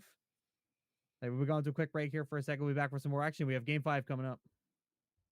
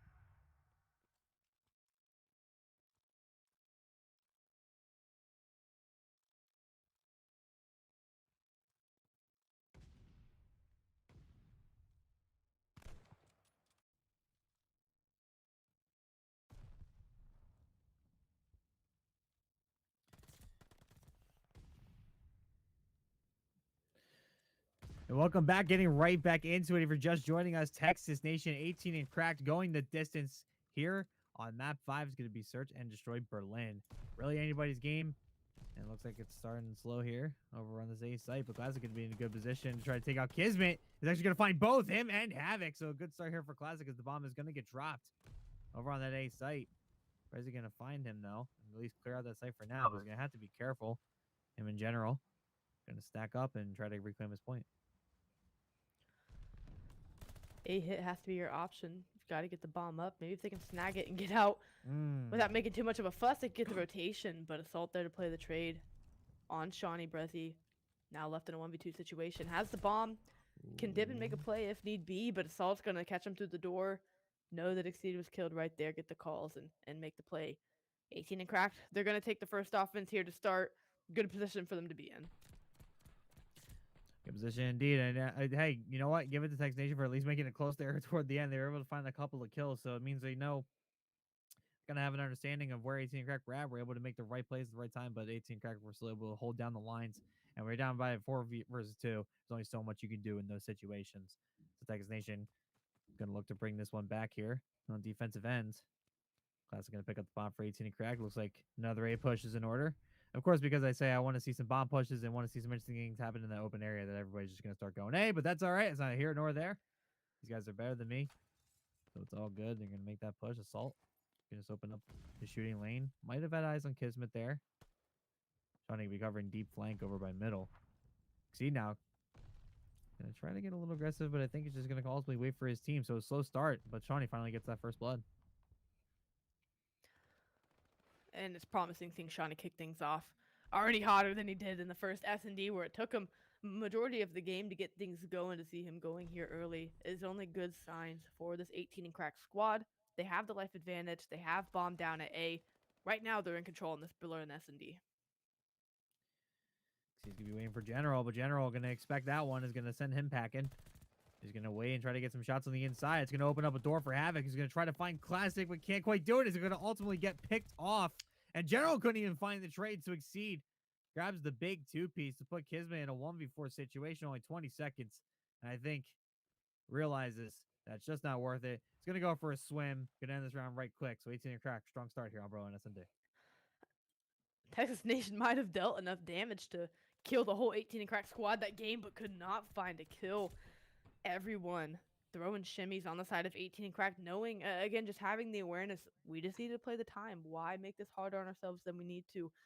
That's the improvement that 18 and crack have shown in S&D. They know what they need to do around the clock. They have the life advantage. They're not going to throw that away. This team, very well-seasoned veteran squad, they want to make sure that they can put this one away. They don't want to send this to a round 11 if they don't have to. And based on how they're playing here to start, they look good and they look like they know what they want to do. Confidence is key on this one. Texas Nation certainly has a lot of it. So they're going to move out towards the Zay. Try to bring this one back, even though they're down 2. I know the resolve with this team is strong. Lots of history together, as we talked about before. Especially after coming off of a cup win, you got to imagine they'll be able to pull it together to start to bring this one back. But they have to find these first couple of kills first. Kind of waiting towards this train station, over towards A. Kismet going to finally hop, but gets eyes on Classic on the inside, but Assault's there for the follow-up. It's going to put Texas Nation in a really bad spot now. As Havoc tries to answer back. Slow start is just not working for anybody at the moment. It's Texas Nation. Can't get anything going. General finally finds one. The man advantage still going for 18 crack. Havoc just has to jump on bomb, but Classic is saying no to that one. General finds himself in a 1v3. So if there's ever player you want to leave alive, it would definitely be the General. He tends to move around. Tries to find Shawnee on top of bomb, but is just going to get pieced in the back as soon as he turns around. I mean, 3-0 here for 18 and crack. Not what I expected this early, but it's what 18 and crack needed to try to get this done. It definitely is. They know and understand the win conditions ahead of them. If they win, they qualify and lock their spot in top 4. They make Texas Nation have to work for a spot in their match following this series. So 18 and crack, they don't want to mess around here. They know how important it is. With top 4 qualifying and bottom 4 being sent packing, they don't want to leave it up to chance for them to possibly be relegated and dropped into the bottom 4. So they want to win this one here. And being up 3-0, they give themselves room to work with. Finally, Texas Nation open things up with the first blood. Maybe they can get things swinging their way, but it's going to be 18 and cracked. running over to this B site, gonna overwhelm Brezzy, but he's gonna be ready for it and try to get a plant here. Lex is going to be in there. He's just going to wait this one out for a second. He's going to try to find this kill over on Brezzy. He's going to go for the chow. He fires the stun out. Doesn't actually catch him with that, so the nade will have to do instead. It might hurt him enough, but no, Brezzy can eat that one. So Texas Nation with a quick answer back. Finally on the board. But 18 and cracked. Still showing how aggressive they want to be. But we saw Texas there just kind of wait and see 18 and crack kind of come their direction, and we're able to just get the long range kills. That's what you need for Texas Nation. You need more of that. A round they needed to respond in before this one started getting truly out of hand and too much of a battle to come back and climb back from. Gonna take that one now, down only 2 rounds, finding themselves on an offense. Gonna be running once again at this A site. We haven't seen teams get B clearance. It's that caster curse. We talk about the pregame, how we want this open map battle. We talk about how much open space there is on Berlin, and everything we've been seeing are close quarters combat. So of course, these teams not giving us what we were looking for, but nonetheless, finding success here on this A site where they can. And it's going to be Texas Nation open things up with the first blood and the grenade. 18 and cracked in a 3v4 on defense. Have to find a way to hold here, knowing the attack's coming this way. I wanted to see snipers, man, and just nobody gave it to me. It's kind of sad. It's really what I wanted to see, but nonetheless, still seeing some good COD regardless. Everyone playing slow, but it's really interesting to watch teams play like this because getting those openings and just punching on through is just great coordination, and we're seeing both teams really pull that off to full effect here. He's going to get nice and fancy. He's going to get cozy and up next against those sandbags. Probably pretty warm that rainy night of Berlin as this bomb will get planted down by Kismet. So they'll be down at B. Exceed going to look for him. He's going to immediately get that kill. I don't think they knew he was there. Classic going to follow up. So now it's going to be all up to Havoc here in a 1v2. And is a bit out of place at the moment. He's going to be coming in from P5. Classic immediately hopping the bomb. He's going to have to check this in immediately. And he does actually. So he does find Classic and gets out with his life. 24 on the clock. And he's going to get the second kill. Havoc clutches up the 1v2. And is going to keep Texas Nation in this one. It's not getting out of hand at all. It's going to be close to tied. 3-2, 18 crack. But Texas Nation starting to heat up a little bit. You can't give a player like Havoc 2 1v1s because he's more than likely going to win them. And of course, Classic was defusing the bomb, so hardly a gunfight there. But Exceed, not watching an angle, having an SMG, unable to really take that long range fight where Havoc had the automaton and was able to pick that one off. If you're going to cover your bomb diffuser, you got to make sure you've locked down that long line of sight so that you're able to contest and at least have an answer for the trade. 18 and cracked, unable to do that. Texas Nation are going to take 2 rounds in a row, and once again, we see this A hit. Things about to get crazy for Havoc. Is he going to get streaks? We're going to find out here soon. He's going to play nice and ready to make sure that he does. He's going to sit in that door corner and just kind of wait, see what happens. Door opens. Now I realize he's in a little bit of trouble here. He's going to actually get away. He's going to wait for the perfect opportunity to chow, but 18 crack realize they're not in a great position now. So Glass is going to back up, try to find that pick, but it's going to be General, making sure that's taken care of nice and quick. This is a different Texas Nation than what we saw in the first couple of rounds, winning a lot of the gunfights that they absolutely need to. And it's fundamental stuff, but it's what they needed. But as I say that, because apparently I can't stop cursing these teams today. Texas Nation fall pretty quickly, but it's a 1v1. It's going to be Brezzy and Exceed. Exceed going to need to get this bomb and try to rotate back. I believe Brezzy saw him, so now he's going to work his way through P5. He's going to get there. Bomb planted today. Exceed's just going to wait. He's going to wait for Brezzy. As Brezzy continues to work his way around, trying to find what angle he wants to try here. You see it in a pretty easy angle for Brezzy. As long as he turns his corner, he does get the sight. He's got the pistol. Albert Exceed going to be able to still get that kill holding steady. So we get to the swing. 18 and cracked. 2 rounds away from taking this home. 2 rounds away, and they silenced the 2-round run the Texas Nation just went on. But as we wait for this next round to get started, Path to Pro lost 3-1 to UIU. So UIU are going to be our first lock of the night for top 4. Waiting to see how this game turns out because, once again, the win conditions for either squad in this game 5, whoever wins, they're going to qualify and lock that top 4 spot. So if you're Texas Nation, you want to punch your ticket early, call a day at 4-1 and have that put down. And sitting at 2-2 if you're 18 and cracked, What a game win this would be for them to pull off, to punch their ticket, to make Texas Nation have to earn a spot in their second game of the night. 18 and cracked. They want to put this one away. Like you had mentioned, 2 rounds to do it. They're playing well. They're having answers to the strats Texas Nation are bringing out, but Brezzy gonna open things up with the first blood. First blood, Oh and my. Exceed just not going to turn around and look at his feet. Brezzy going to just take out his ankles and get that kill. So Texas Nation with a strong man advantage. Kismet just making sure, just double checking, make sure nobody's there. But he definitely got eyes on Shawnee. He is going to plant this bomb. But he's actually going to think better of it here, as I think he realizes Shawnee with that AR is going to be a problem. Brezzy does get taken out now. So Texas Nation continuing the man advantage. 35 on the clock, so still some time to work with as they continue to push this A site. As we see Assault now, waiting for the cross. They might get here. And it looks like they're going to do so. Havoc going to push all the way to P2. He's going to see if he can find anything initial, but it looks like it's just going to go right to B here. Should be an easy play here for Kismet. But this is where the real battle is really going to begin. Planting the bomb for their side. Post plant setup. Jordan General going to be posted up here in this back room, looking over the bomb. Assault's going to get one in Jordan General in the back. A 2v2 situation. Shawnee up on the bomb. Kismet going to find Assault. So Shawnee still has to take 2 gunfights here. Here comes Havoc on the challenge. He's going to find Havoc. This is going to be huge with 25 seconds left. Just has to find one more player. Kismet has to check this bomb. Shawnee up on the tank. Could be able to catch Kismet off guard and get the pick here, but the timing going to go the way of Kismet. Shawnee not going to look to the left and think Kismet's challenging from there. So in the swing round, Texas Nation get it. What was a situation they looked to have pretty handedly. Gets a little bit dicier for them. Texas Nation able to close that one out. We're now sitting at 3-4.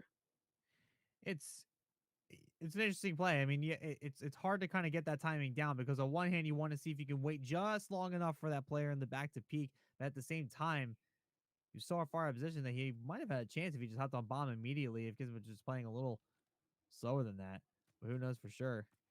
But 18 and cracked. Going to lose that swing round, so it's going to keep Texas Nation in it at the moment as the B push continues to happen. Exceed going to push on up, but Brezzy gets the site. Can he get the kill, though? He does. So bomb going to be dropping right next to the B site. So a good start here for Texas Nation. We're looking to tie this one up, and that's an even better start as you're going to take down 2 players. Much more work to do if you're Shawnee and Assault. We're going to just go full rotation over to A and probably loop on back. They have time, like we see time and time again. These guys have time to work with, and we've seen what kind of results that can happen because of it. Kismet gonna get eyes on Assault, is gonna just make the call out and just run on back. Don't even give up lives here. Keep your man advantage, and they can ultimately take this round. Assault getting picked in the mid map. Shawnee left in a 1v4 situation to tie it up at 4-4. Kismet gonna land the shots on Shawnee. Just a matter of the teammate collapse coming in. They know Shawnee's pinned up here on platform at statue. They're gonna come out and challenge. Shawnee does get one, but having 2 other players to kill is not gonna bode well. We're tied at 4-4. I mean, you want to be in the situation. If you're Texas Nation, you've been in countless game 5s thus far. You're on Berlin, where you're 3-0. 18 and cracked came out strong. They came out swinging, but you've chipped away. You've answered back in the way you need to. 18 and cracked. Do they have the ice? Do they have the composure to close this one out? And once again, I'm looking at Shawnee, who needs to step things up to give this team a more well-rounded and balanced performance to take down this unified Texas Nation. Unified is a perfect way to put it. I mean, playing together, playing tight is ultimately what got him back into this game. And right now, Pendulum just continues to swing in the direction of Texas Nation. Even going on the attacking side, going to look to try to get down to B here. I'm sorry, today. Can't get it for inch weight. My bomb sites. It's okay. It's not my first time watching this game. Kids making look right to pick, but he's not going to be able to find it. 18 cracked just playing nice and passive. Just gonna kind of wait. Try to get some info before making the run. They don't want to get caught in any bad positions, but I think Shawnee has an idea. This Kismet's gonna just fire some shots on him. Still no kills as of yet, but now the decision to call out is made. B side it is, I guess, for Texas Nation. It's gonna be the B site, and so many different factors at play here. You've got Kismet on 4. If he gets a kill, he's gonna have a glide bomb that can open things up for the team, whether they win or lose this round. And if you're 18 and cracked, you can't get blooded. And that's exactly what Brezzy does once again. Opens up this B site even further. I don't know if they know Exceed's here. Maybe with some tax coming in, they have an idea, but Brezzy, or excuse me, Exceed has to get a big kill there and does with the nade. What? Brezzy has the bomb. It's going to get the plant down 3v3 situation, excuse me, 3v2. Exceed's gonna get two. This is huge Wow. to Oh set 18 no. Cracked up for match point. They have a couple more kills to find. Bomb doesn't get planted. Jordan answers. Classic's gonna find one. A 2v1 situation to put us to match point. Kismet gets the kill. Shawnee plays the trade, and it's 18 and Cracked who put themselves at series point. That grenade was probably the most clutch we'll see. I mean, he killed the bomb carrier and put Prezi just in a really bad position. Had only limited time to work with to get that bomb back down, which led to his demise. So all of Texas just getting broken on through the middle there. There was just nothing they could do at that point. So yes, 18 and Crack now bringing us to match points, 5-4. Texas Nation still can win too. Still in this one. Don't count them out quite yet because Texas Nation do have the defensive side and probably will, I believe, for the 11th round as well if we do go that distance, but we'll have to wait and see. Looks like another push on the B sites. Prezi looking for the cross. See some shots. Those are coming, but just miss Exceed. He just missed them. Not gonna be able to get any shots, but at least gonna know Assault's back there. He's requiring some shots on him as Exceed just playing around that bomb site, and that glide bomb is certainly gonna help out as Exceed's gonna get caught inside of the hut. Bomb's gonna drop, and they know it. So Texas Nation have an opportunity here for a setup to tie this right back up. They have the chance to, and that's just such a big play. Exceed being the other one pushed up on that B site now grants Texas Nation the clearance to just sit and hold, knowing they cannot make a play until they come over to this B side. Jordan General is going to be a hawk, a watchful eye over Brezzy sitting on this B side guarding this bomb with his life. 18 and Cracked, yeah, they got blooded the last round and were able to respond, but this is a much different situation on offense. Looking like it's Texas Nation's round to lose as they find another life. Should be sending us to around 11 unless Assault and Shawnee can make a miracle happen. 2v4, Kismet is going to take down Shawnee, so now it's going to be all left up to Assault. 1v4, try to bring this one home. He sees General up top, can't quite find the kill, so the reach out there from the rest of the Texas Nation squad. You see all three of them. The other three members of the band just going to pull up on the street. So now, game 5, round 11. Winner going to clutch up this top 4 spots in Elite. The loser going to have some work to do pending other results.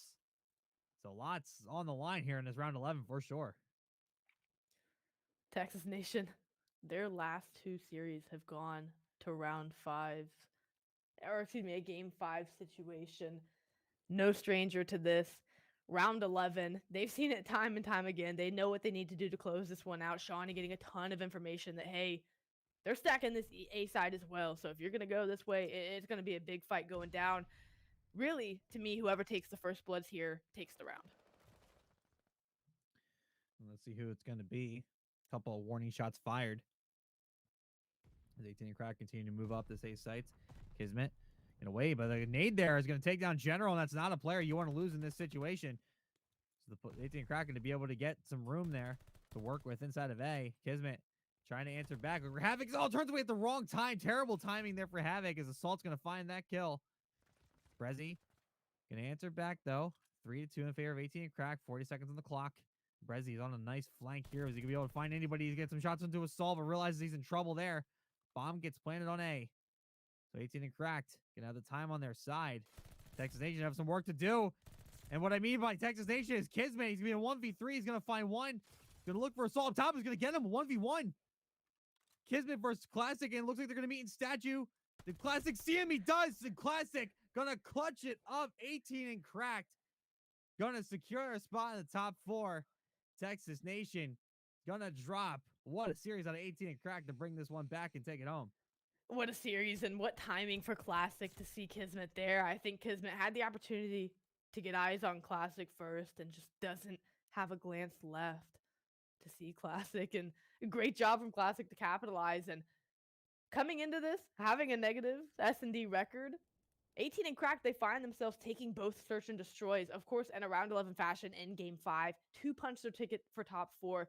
Couldn't have bigger implications here tonight, but 18 and Cracked, yeah, they had some weaknesses in their respawns, but they improved in their S&D. Now can they find a balance in between the 2 modes? Instead of being dominant in respawn and dropping the S&Ds, can they strike some sort of equilibrium?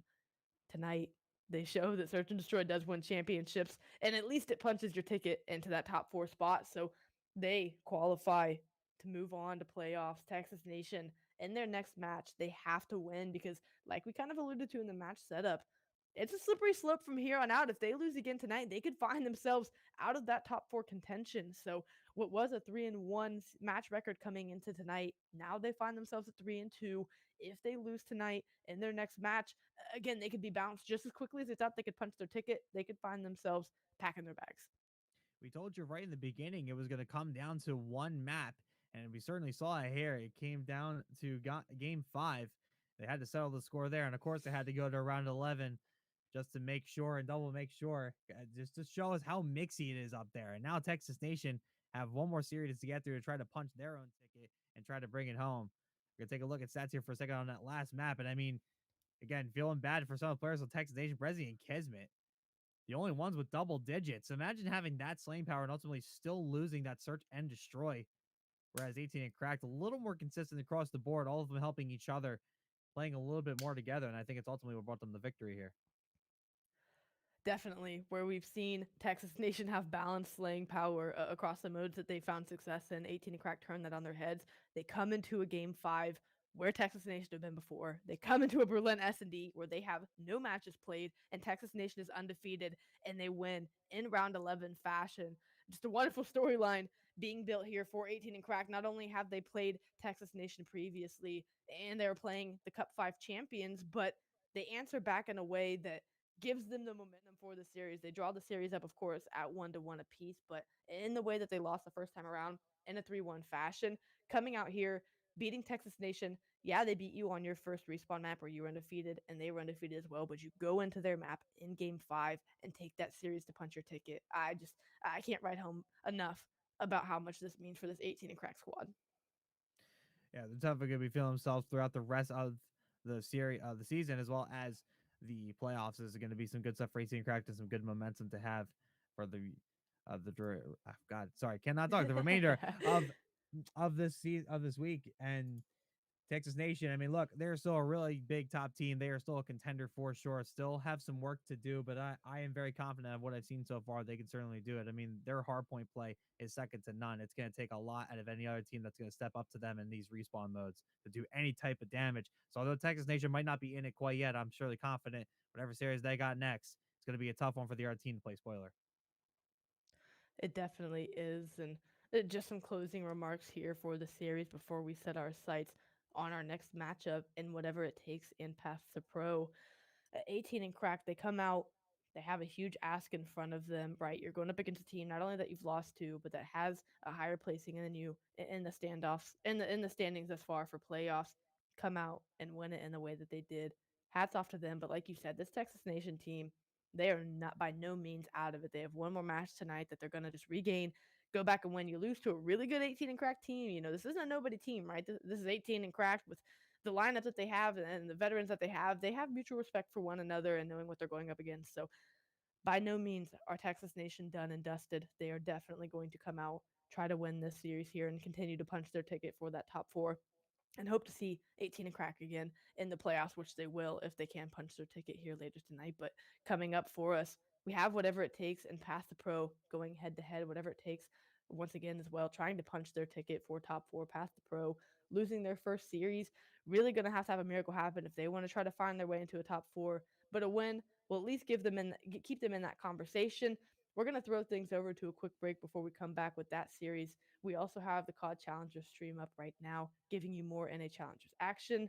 We're here, ClutchGG, trying to have a good night with NA Challengers, and we've been treated well thus far. So when we come back from a break, we still have another slate of games coming your way. Stay tuned and don't go anywhere.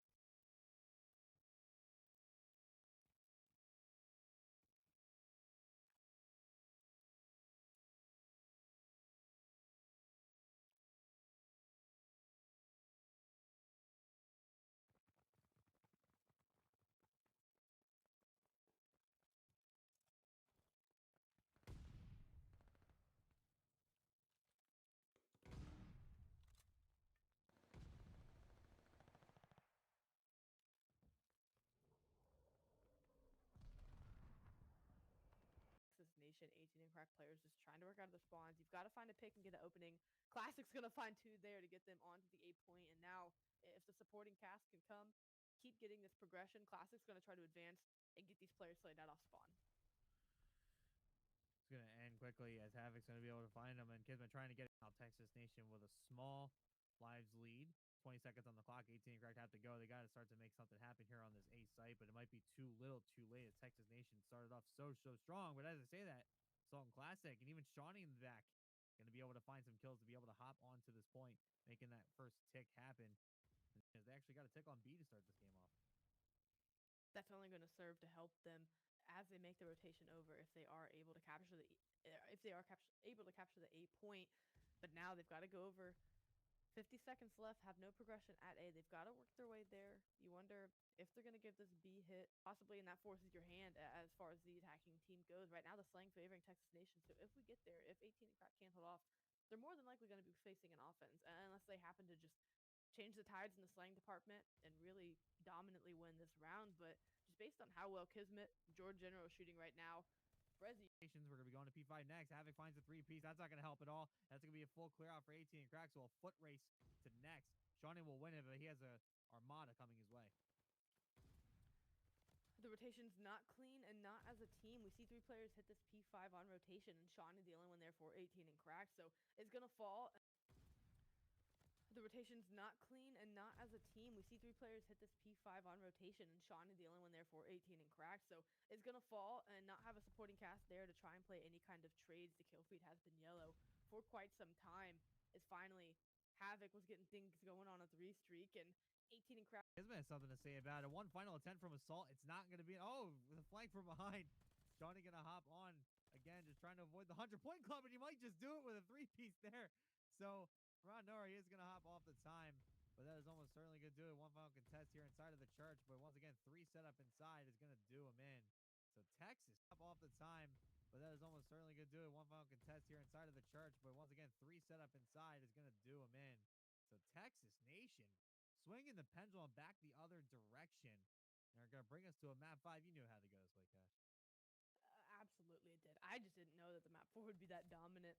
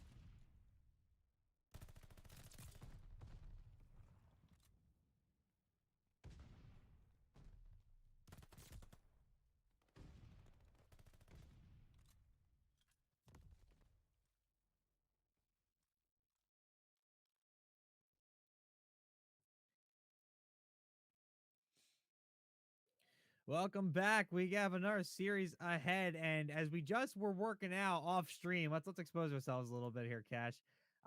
We have some playoff implications for sure in this matchup coming up. With that win, if you missed the first match, we saw 18 and Crack take a map 5 round 11 thriller against Texas Nation, which certainly mixed up the standings a little bit. It does. I wish I had like a whiteboard beside me with Yeah. like the red string and arrows everywhere because that's kind Yeah. of how we looked here in this downtime break that we had. So 18 and Crack, they for sure punched, and now they are holding that third spot. We have whatever it takes. They're locked at the first seed. They beat UIU, so that head to head's going to go their way. They're locked at the first seed at 4-1. UIU, they're locked at the second seed at 4-1, losing the head to head to whatever it takes. 18 and Cracked are locked in at that third seed because they have the win over Texas Nation. Now they're going to play Team Raw here, and this is dangerous for Texas Nation. They needed a win a little bit more than I had realized. I'll be honest, because even if they win their match, they need 18 and Crack to beat Team Raw. So a win for Texas Nation in this next series doesn't guarantee you a top 4 spot. And that's what we talked about, that slippery slope. If Texas Nation loses a series, you could find yourself bounced pretty quickly. And right now, yeah, they find themselves, their fate's not in their own hands. It's in 18 and Crack's hands. 18 and Crack is punched for that third spot regardless. If they lose to Team Raw, we know Team Raw reverse swept Texas Nation in the first week of Elite in a 6-0 fashion on that game 5. So in the head to head, if it comes down to it, if Team Raw happen to find a win against 18 and Cracked, even if Texas Nation wins, that puts them at the head to head. Team Raw has that. They find themselves punched in that 4th spot. So Texas Nation, you went from being able to punch in your ticket at 4-1 to now finding yourselves having to rely on the team that just beat you to continue their win, to continue their trend and go 2-0 tonight and beat Team Raw in order for you to make it into top 4. And I mean, Robert, you can say something to this, but whenever your fate's out of your own hands, that's never a position you want to find yourself in. No, and hey, you know what? Don't forget out there. I know Texas Nation have villains who are kind of sitting at the bottom, but you kind of probably lost a little composure after that round 11. It takes a little bit to kind of get yourself back up and get yourself back into that frame of mind. I mean, but these guys have all been here before. So Texas Nation do have to take out villains and they have to do that. That's another thing. They have to make sure they win their own game coming up next. But their main focus will be over towards 18 and Cracked on the main broadcast when they'll be taking on Team Moore. So yeah, when the fate's out of your hands, it really, really sucks. Something you don't want to be in, especially when you were looking really confident coming in. You just came off of a cup win over on Cup 5. You came in, you ultimately got taken out there by 18 and Cracked. So now you got to still fight for your spot back in to the elite class. It can't possibly be a good feeling. I'm glad we're at the desk and not in and not on the field right now for sure in this situation. I couldn't agree more. Again, Texas Nation, they played well tonight, especially in the respawns. They completely outside this 18 and Cracked team. They lose it in game 5, round 11 fashion. I know we can't harp on it enough, but you touched on it. They won Cup 5. They're looking like a promising top team coming into this. And now this is just Challengers Elite action. They find themselves in a situation where you win Cup 5. You're playing really well thus far. You have losses to a couple of good teams. You lost to the wrong team in Team Raw. And now a win doesn't even punch your ticket. So coming into tonight, looked like a top squad to lock in and punch in for that top 4 spot. Now it's up to 18 and Cracked. They hold the power over Texas Nation. If they win, 18 and Cracked, they win, Texas Nation wins. It's going to be nothing to worry about for Texas Nation. They're going to find themselves in that 4th spot. But if Team Raw are able to pull out the upset, that head to head comes into play. They sneak in over Texas Nation, a squad who came in very strong. Again, at 3-1 coming into tonight, a squad as good as they are, going to find themselves bounced here early. So really, really interesting matchup we have. Again, 18 and Cracked and Team are all going to be on that main broadcast here. We're going to have whatever it takes and pass the pro. And focusing on this matchup, whatever it takes, yeah, they're locked for that first place spot. And if they win, they could bump to second. Maybe UIU take that. But even then, in the head to head, they still take that. But past the pro, it's still not technically over for them. If all of these squads coming up lose in 18 and Cracked, everyone ahead of them, if they end up losing, they could find themselves in that top 4 somehow by some miracle, but it's looking far more unlikely than the situation we were just talking about in Texas Nation. Yeah, Path to Pro definitely have a long shot, but a wise man once said it's never chalked, and that certainly applies here for Path to Pro. Going to be holding on tight, making sure they get it done here against the top team in division, and whatever it takes. I'm sure are going to use this, even though they're locked, to try to get as prepared as possible for what's to come in the Absolutely. top four in the playoffs. So they're not going to go lightly. They're going to want to play spoiler against this squad, whereas Path to Pro certainly have a lot to work with, but it has to start right with a win here. Look over the maps for a second. Gavitu to start out here once again. And looking over at the Gavitu stats, both of these teams a lot to be desired here on Gavitu Hardpoint for sure.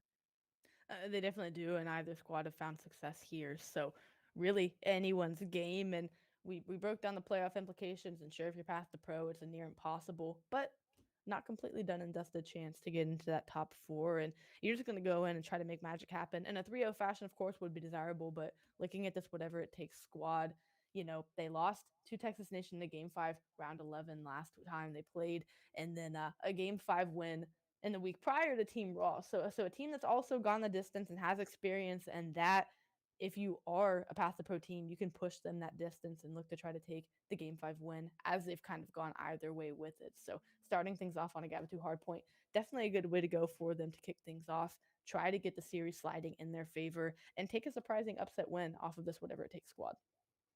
Yeah, moving on right along to game two. We'll be staying in the sand a little bit. We're going over to Desert Siege and a little more success for whatever it takes. You're currently sitting at 2-0 on the search and destroy. Path to Pro 1-1, getting that 500 average. So could be really a toss up on that map for sure. So it's going to take a lot of big plays out of the ERs. And I think, again, I said it last time, but I promise this time I'm for real. We're going to see snipers on this map. There's no way there's not going to be snipers on this map, gosh. Yeah, that's definitely one where I expect to see him out as well. And coming into this, Path to Pro, they have the better S&D record. I know they both played series, so maybe that changes, but at least coming into tonight, Path to Pro is sitting at 3-2, and whatever it takes, they were sitting at 3-3. So I look at people, especially in the roster for Path to Pro. I look at Spart and I look at Yeez. They play really well in the S&D, playing with well over 1.0 KDs. Need some support in their other two players, but also Spartanies need to translate that same S&D gameplay and slang over to the response if they want to find success, especially against a team as good as whatever it takes. Yeah, going over to game three, and that will be Tuscan for some control action, which I'm definitely excited for. But for Path to Pro, definitely not something you really want to see on the map sheet. Currently sitting at 1-3 so far in this control, whatever it takes. Only getting a chance at it once, but they made that chance worth it. They're on 1-0 throughout this stage on Tuscan control.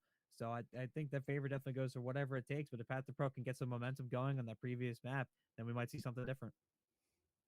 Absolutely. And if you're whatever it takes, you have Zinx on your team, and he's leading all of NA Elite challengers right now with a 1.24 KD. So that's someone you're looking to take that control win, take those respawn dominance and slaying, and start to slide that in your favor. But you've got to have an answer for that if you're past the pro. And you know full well that any of these four players on past the pro in Mohawk Pro Loot Spartanese can pop off at any time. So if they can find an answer for Zinc, especially in the map or mode in control more so, where they haven't found success, if they can find some gas, find some friction, and get things going, like you said, they have the potential to take this control. It's not going to be easy, and they're going to have to make Zinx earn every single kill.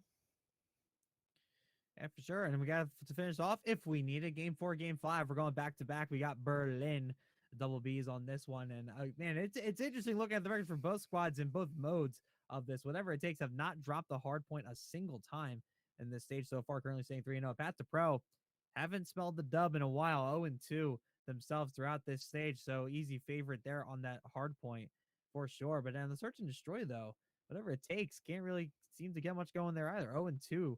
Whereas Pat the Pro got a sniff at it once and we're able to get that W as well. So a little bit mixy toward the end there if we need it. Berlin might be an X factor if we end up going that far. This is a series where for Path the Pro, they find their success in their search and destroys. And so if they can find a way to extend the series, and I think it's going to be them snagging that possible map 3 control, if they can find themselves pushing at the distance, that's where they stand the best chance to take a win off of it. I'd be very shocked if they come in here and 3-0 whatever it takes. That may not be the case. I would more so expect whatever it takes to come in and do that. So Path the Pro, you're looking to extend this series all the way out to the game 5 to give yourself the best opportunity to take a win off of whatever it takes. And if you're whatever it takes, it's just the opposite. You don't want to let the series go on longer than you'd be.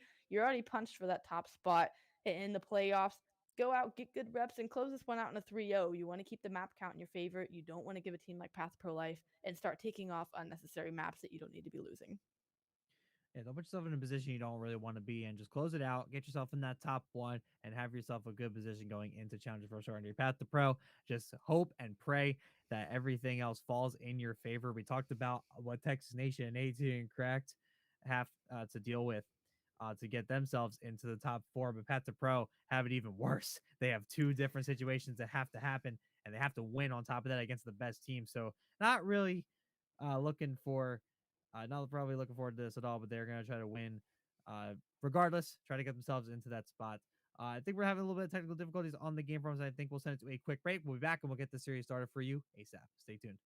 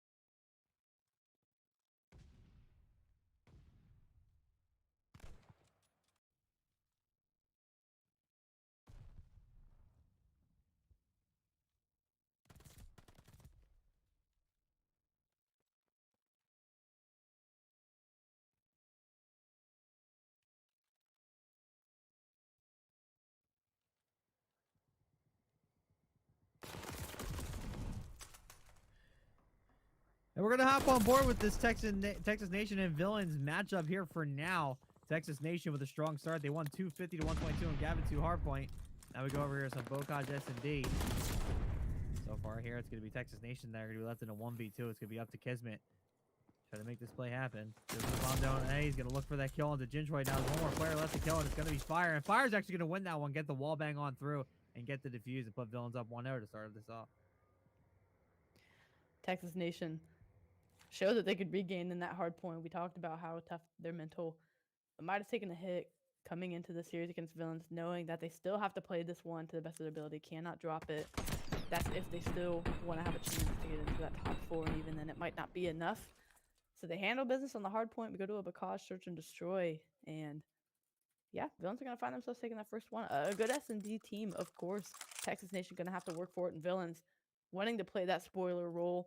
They want to make Texas Nation bounce out of that top 4, going from ties from first all the way down to out of contention. That's the role Villains have for us tonight. Texas Nation, they've still got to come out and take care of business, win the series. You never don't want to lose a search to try to make that happen. Texas Nation has some work to do, and they got to start now. They had a good, strong song on that first map, but this is where you cut your teeth a little bit. So I know it's only just a round, but you definitely don't want to be losing attack rounds like that. Texas Nation is going to try to bring it back, though. Just going to kind of wait this one out. Everyone just going to kind of stand by, see if they can get any type of idea. Frosty going to try to make a move outside his house to get an eye on General. General's going to at least get that call out. Fire. Looking on top is Dylan still inches closer and closer towards the A site. A little bit at a time. Moving around. General gonna find that first one. And Fire's gonna get the nice pick there onto Havoc up top. So it's going to even up the score. 34 on the clock. They just got to go now. Like seeing him try to play this rat back over to B, but Jordan General's going to get one, and it's going to cost them. Kismet on the other side. These two having a wonderful night, even though it chalked up for a loss earlier. Still cannot discount how well these guys are playing together. So Fire in a 1v1 situation with Brezzy, going to get the bomb right back to this A site, and it has to be busting down these doors, getting this bomb planted quickly because you don't have too much time to work with. Brezzy, now knowing this isn't coming B, it's going to opt to try to play the retake here. Gonna look for the retake. He's gonna probably head over towards Z's side. Fire just sticking around the bomb. Doesn't want to leave its side. Wants to make sure it's nice and protected because Brezzy is gonna be lurking around. He's gonna get the first couple of shots. The Fire actually landed a couple there as well. Brezzy's going in for the reach out. Everyone's just shooting through the wood. No one gonna be able to find each other. Yeah, but it's gonna be Fire who's gonna clutch up in the 1v2. Who's gonna get that kill over towards Z. So Villains starting off strong. It's 2-0. Fire showing some ice in these first couple of rounds, winning it for the squad on defense, now securing an offensive round win form as well, sitting at 4-0, so streak implications, something to keep in mind as they get back on defense. Definitely a position they want to be in if they want to look to play around Fire, getting streaks here. And Havoc and Brezzy specifically an uncharacteristically slow start tonight in Search and Destroy, someone who's been electric in the first Blood game. Villains, they have an answer for thus far. And on defense, they're getting Troll Grandmas, and here comes the Bloodbath coming down in this A site. Fire's still there. That was going for Kismet, but Kismet's going to eat those bullets, spit them right back the other direction. Fire, you're going to drop like a ton of bricks in that corner. So Kismet able to clear out the site. He's not going to get the bomb down. He's going to wait this one out. Oh, no. Oh, no. Kismet just not placing his nade at the right point. Bounces right back and takes him out. Oh, no. Puts General in a 1v2. There's such an unlucky situation there for Texas Nation. General's going to try to wrap all the way around towards the A site. Has to try to go grab this bomb and get it down. It's got a little bit of time, and on Bokaj, 40 seconds is all the time you probably could ever need. He's going to work his way up top. See if he can make his initial push, but no one's even remotely near him, so he's just going to continue to cut into his time, trying to clear out all his areas. Such an unlucky situation there for Texas. Really unfortunate what you thought with Kismet getting the 2-piece to open things up, going your way is going to backfire because you're going to drop to your own nade, and then unfortunately get traded out all around as well. So Jordan General somehow going to get the bomb down and get out with his life. Going to have a pick here and not going to get it. Glowfrost, these shots shooting straight, and they're going to take that round. They're going to find themselves at 3-0 against Texas Nation. Going to try to draw the series even at 1-1, but our stream is ready to go between whatever it takes and past the pro. So we're going to bounce back over to that action. We'll keep an eye on this Texas Nation one because, once again, Texas Nation a must-win situation and then some. Now we're going to hop on board here, Gavitu Hardpoint. Whatever it takes up early, 40 or 50-point lead growing here past the pro. Looking to try to get a good P4 hold coming in, and they win the rotation gunfight battles. It's a matter of when does whatever it takes want to collapse. That's why I love Clutch. We're all over it. We are all over all the games happening. So much on the line in the last few matches of the evening here tonight. Pat the Pro have to win this one to just have a sniff at that top 4. It needs a lot more to happen outside of this game. But for right now, they got to focus up on what's in front of them at the moment. We got to our point to kick this off. And right now, they have this rotation. Going to try to bring back this lead. So whatever it takes, continue to try to go on this flank here. 30 seconds left from this hardpoint time, and Ghosty finally breaks on through. Now Ghosty gonna move up. He's gonna try to catch Smarty. Can't quite do it. Gonna stay alive for now. Zings with one final attempt, but Pat the Pro gonna keep it up here. Keep it up, trying to get as much time as they can to close this lead. Now looking at about a 20-point deficit, as they should get the rest of this scrap time, whatever it takes. Just gonna chalk it up, try to get a good hold here on P5 and continue to extend their lead. And never mind the little dot at the top. It is 0-0 for this series. First map on Gavitu Hardpoint, and Proto gonna try to lock things down on rotation, getting forced back into spawn as all these players are opting to go for the spawn flip here on this P5, try to get in, carve these players out, force them to spawn on that left-hand side, and whatever it takes. They're gonna hold for now, just soaking up this time, growing this lead, and past the pro, they just haven't been able to get close. Proloot trying to make things happen on the backside. It's gonna be a 4-for-1 exchange. Last player left in the hill. Can they collapse in time before the reinforcements come in? That's what we're about to find out. Proto's going to do a good job here. He's got a couple of kills and just wait inside cages. The rest of his team continues to spawn out. They're going to try to move on to P1 now. They're going to try to make the move early. As Ghosty and Zink's going to run into Yeez, who's going to be up top. Yeez going to be just reloading his gun. He was able to pick up Zink, so it's going to be just Ghosty, who might be overpowered here. It's going to be Prelude and Sparty. Going to be pushing on through, so this might be easy kills here for Path to Pro. Prelude is going to go around in the circle, but Ghosty still maintaining strong. The rest of his team able to finally help with him, so that's going to be a full clear for whatever it takes, taking out Path to Pro. They're going to eat up the first few of this time. Still extending their lead. Path to Pro still hasn't even gotten close quite yet. Now, they just kind of wait for everybody to regroup. Sparty going to go towards middle, but is going to get easily picked off there by whatever it takes. So we're already starting to move and get this ship controlled. This setup by whatever it takes is going to be practically unbreakable here for Path to Pro. It has been hard for them to get any kind of footing on this map. And Gab's just one where if you can't find footing early, you have to fight twice as hard on the second set of rotations to get it. And now they have to come back from a 60-point deficit here. Just about to cross the century mark at this point, but two whatever it takes players lurking around the point. Gonna try to get the picks. Do a little do-si-do, ring around the rosy, and it is gonna go the way of Path to Pro. They're gonna get this last 15 seconds and now be down 35 points. So where we talked about them needing to find footing, they're able to do just that. They also found themselves in a somewhat favorable position on a rotation, but as players are getting picked, they're gonna have to fight harder on this work down to the south side of the map. Slaying power going in favor of whatever it takes by a long shot. You see a lot of the kill feed lighting up blue. Now Sparty finally trying to do something about that. Prelude going to help out as well. Finally get the breakthrough onto the point. He's going to go up top. See if he can find Zink's going to get some shots, but realizes he's going to be in trouble very quickly. So he's going to retreat back down. But Ghosty was going to be ready for that one.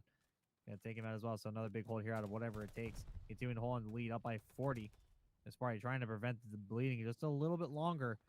Something out of Path to Pro. I mean, a lot of staggered pushes to really kick this off. I mean, something that whatever it takes is simply countering with tight play. But again, for like the third time today, getting cursed with as soon as I say things, a full clear out of Path to Pro to regain the point. Total flip there by Sparty, getting 3 kills. It's going to be all red on the left side of your screen. And they are also going to have this rotation up to next point. So Path to Pro still in this one. Sparty really shines, and the Search and Destroys. The question coming into tonight was, can this play translate from not only Sparty, but Yeez over to Respawn? And right now, Spart pulling his weight here for us, sitting at 20 and 15, trying to keep the squad in this. Is they're going to get this early time for P3, but ring clearance is going to be granted to whatever it takes. It's going to be a 3-man hit over towards this B side. Yeez holding on for dear life, trying to make something happen. Streak going to come in and not connect. Right now, Path Pro, they're holding on. And it's a 10-point deficit they've come back from. Whatever it takes, have to get a break here. Have to get a break. Have to get a break right now. Path to Pro continuing to hold on to spawns as well as point out the contest here. But it's not going to be worthwhile at all as Path to Pro continue to hold on. They're actually going to get the lead here. So Path to Pro finally overcoming the obstacle and getting there and finally grabbing a lead back. So now we look over towards P4. Whatever it takes. Already stacked up. Sparty going to look to try to punch a hole to start this off, but he's just going to get taken care of quickly. Getting flicked off his shoulder like a bug. So whatever it takes continues to hold here. Brack actually going to be pushed up a little bit. Doesn't quite see Yeez over by that fence. I have to see if he's going to be able to find him, because whatever it takes on this money hill certainly have a chance to bring this game back and do something about it. Yeez, he's saying tanks down, going to pop out. He's going to find Proto over by the rock.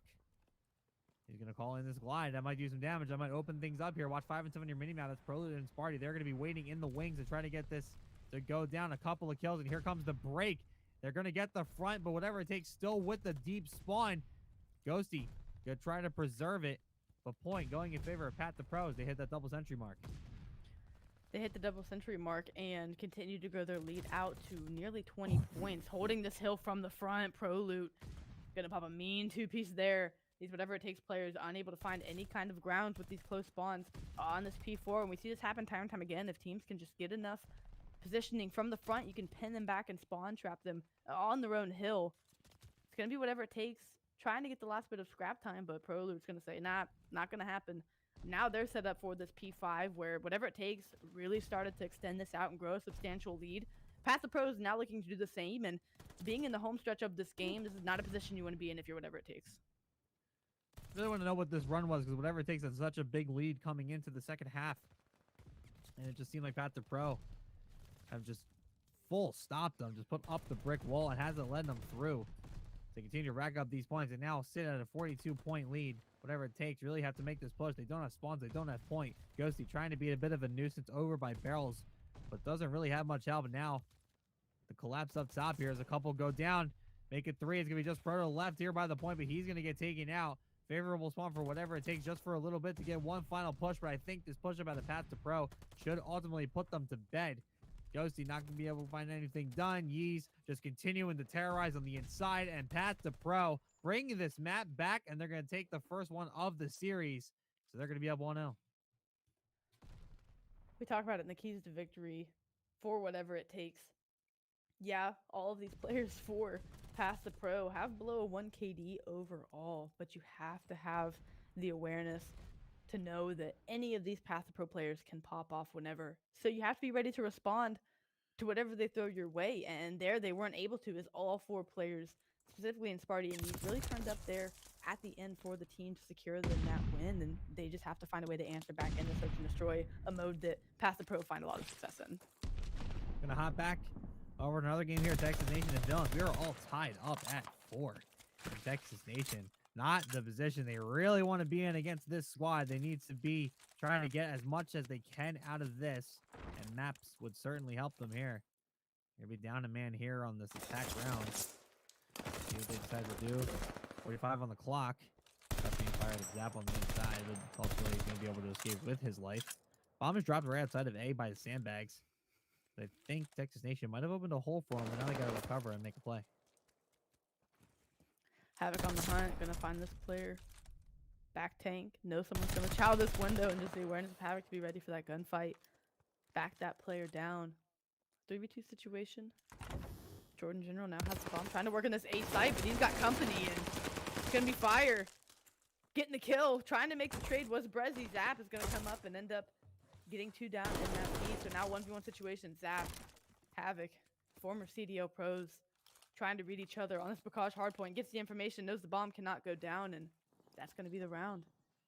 Villains, they win that one. They go up 4-3. So when we had tuned out, it was a 3-0 lead to them.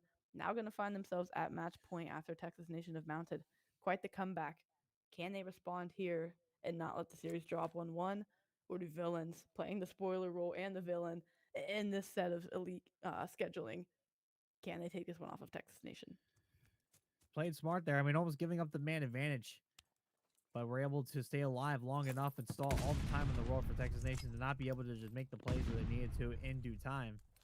But Texas Nation needs to make this comeback now. They need to win the next 2 to make sure that they still have the leverage on this series for sure. Fire. Now going to be sitting on top. Zap. Gonna be just trying to look for General on the outside. Everyone's just waiting once again. Seen this before. What Zap doesn't know is there's another player breathing around on X. So Jin's gonna actually find General, so it's gonna open things up just a little bit. Havoc is there for the trade. No, it's not able to get much going. Havoc was ready for that climb up. Zap's gonna get taken down right away. So 3v2 situation here.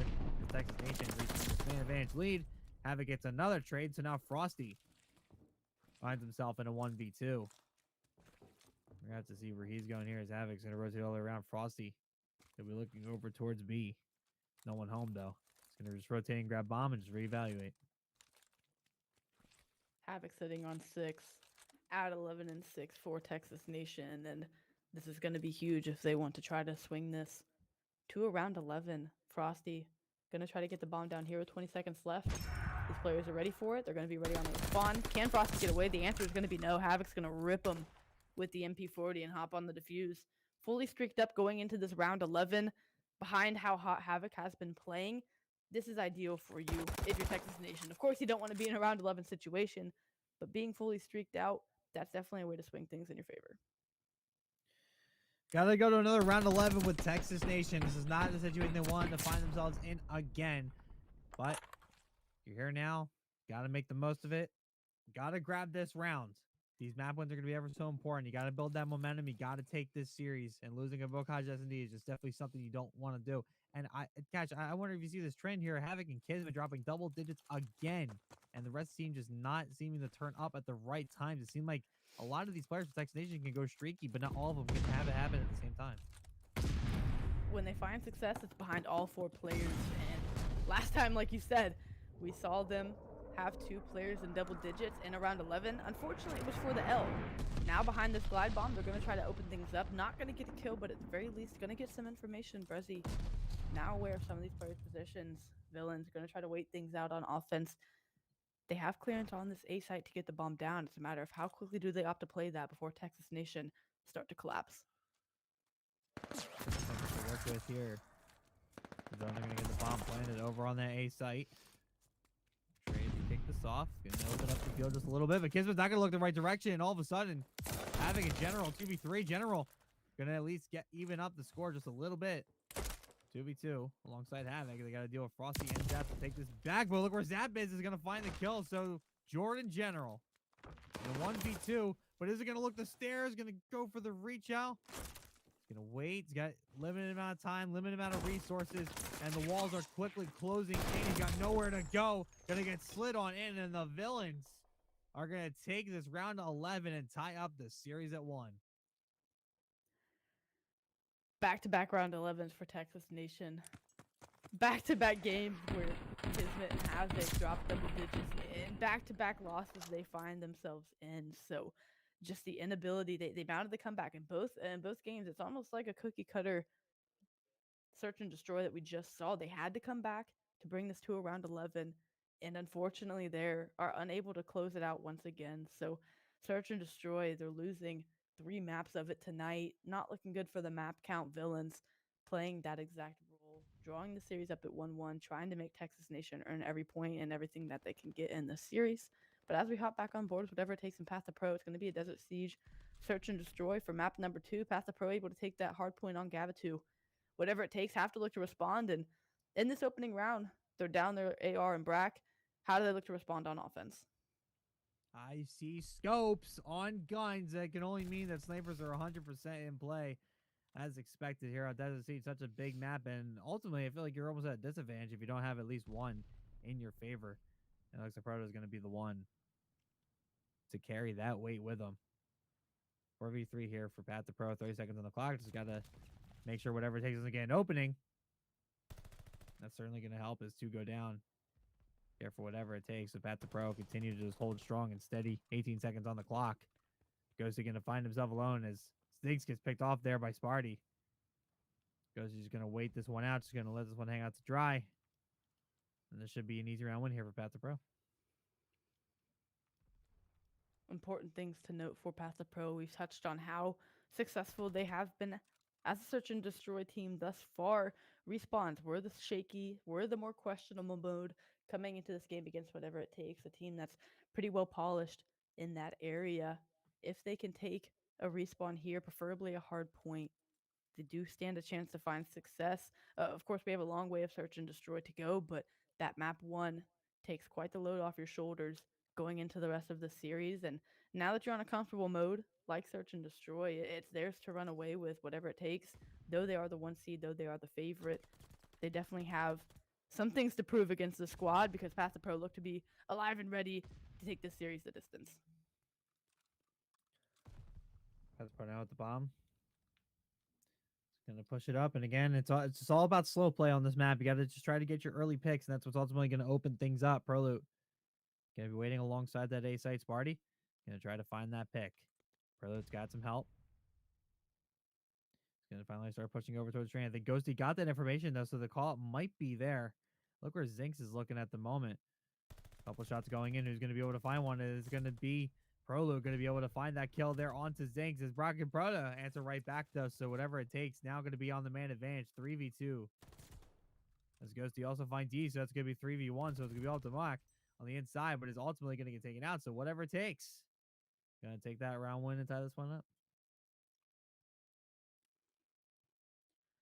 Proto, for me, coming into the series was the question mark, sitting at an overall KD of 0.88.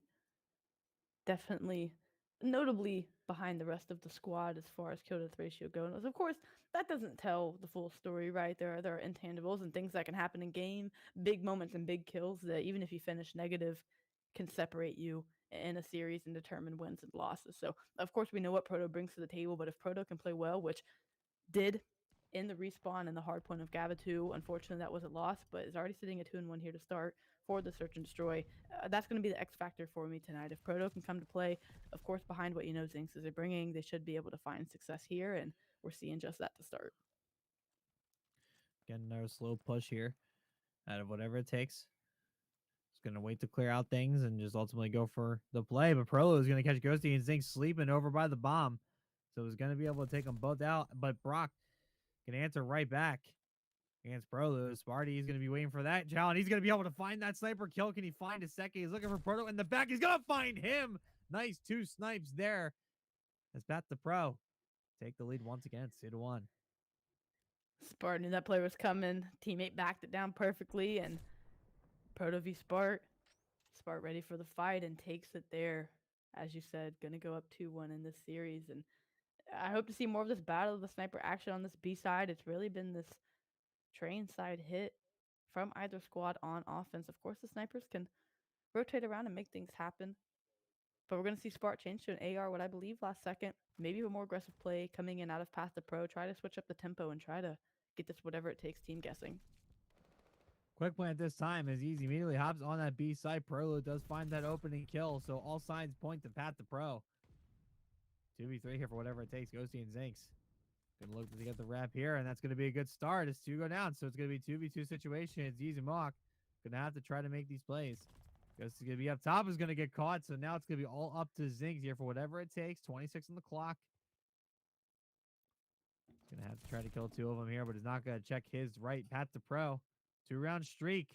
Gonna be 3-1. I think the guns are starting to heat up a little bit. You saw how much more aggressive they were getting that bomb down and getting in their positions.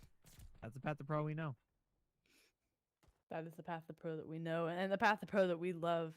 Really, since turning up there at the end of the hard point, they haven't looked back, and sitting at about the halfway point in this search and destroy. They're looking to run away with this one.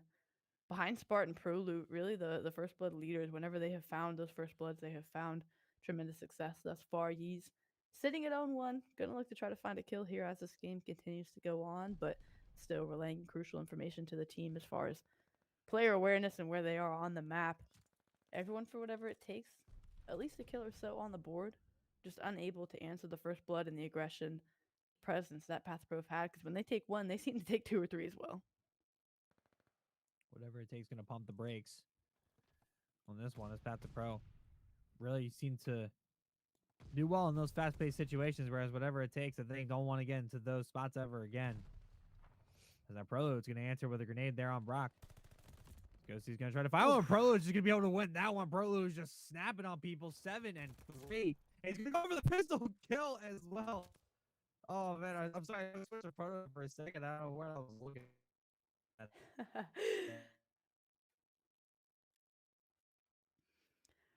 That second kill out of Pro Loot was magic. Just a little slide around the corner, snaps onto the head of the whatever it takes player and takes them out.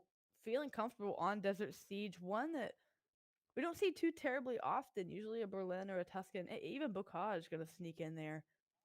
Seeing a bit more of Desert Siege tonight between these teams, and you can tell why Path to Pro look very comfortable on this one, and maybe taking advantage of the fact that teams just may not be super well repped on it. They know what they want to do, and Yee's going to hit a little 360 action, snap on the chest of Ghosty, and call it a night with the pistol. So, hey, for your second kill in the game, that's not a bad one to have. You know that Yee's is still feeling it, and even if it's a slow start, they're going to find a way to get it done.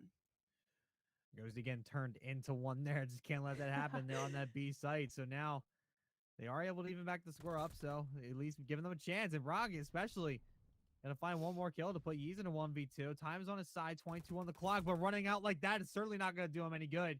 So it's gonna be whatever it takes. We're gonna hop onto this bomb, get the defuse, get themselves back on the board and back into this game overall.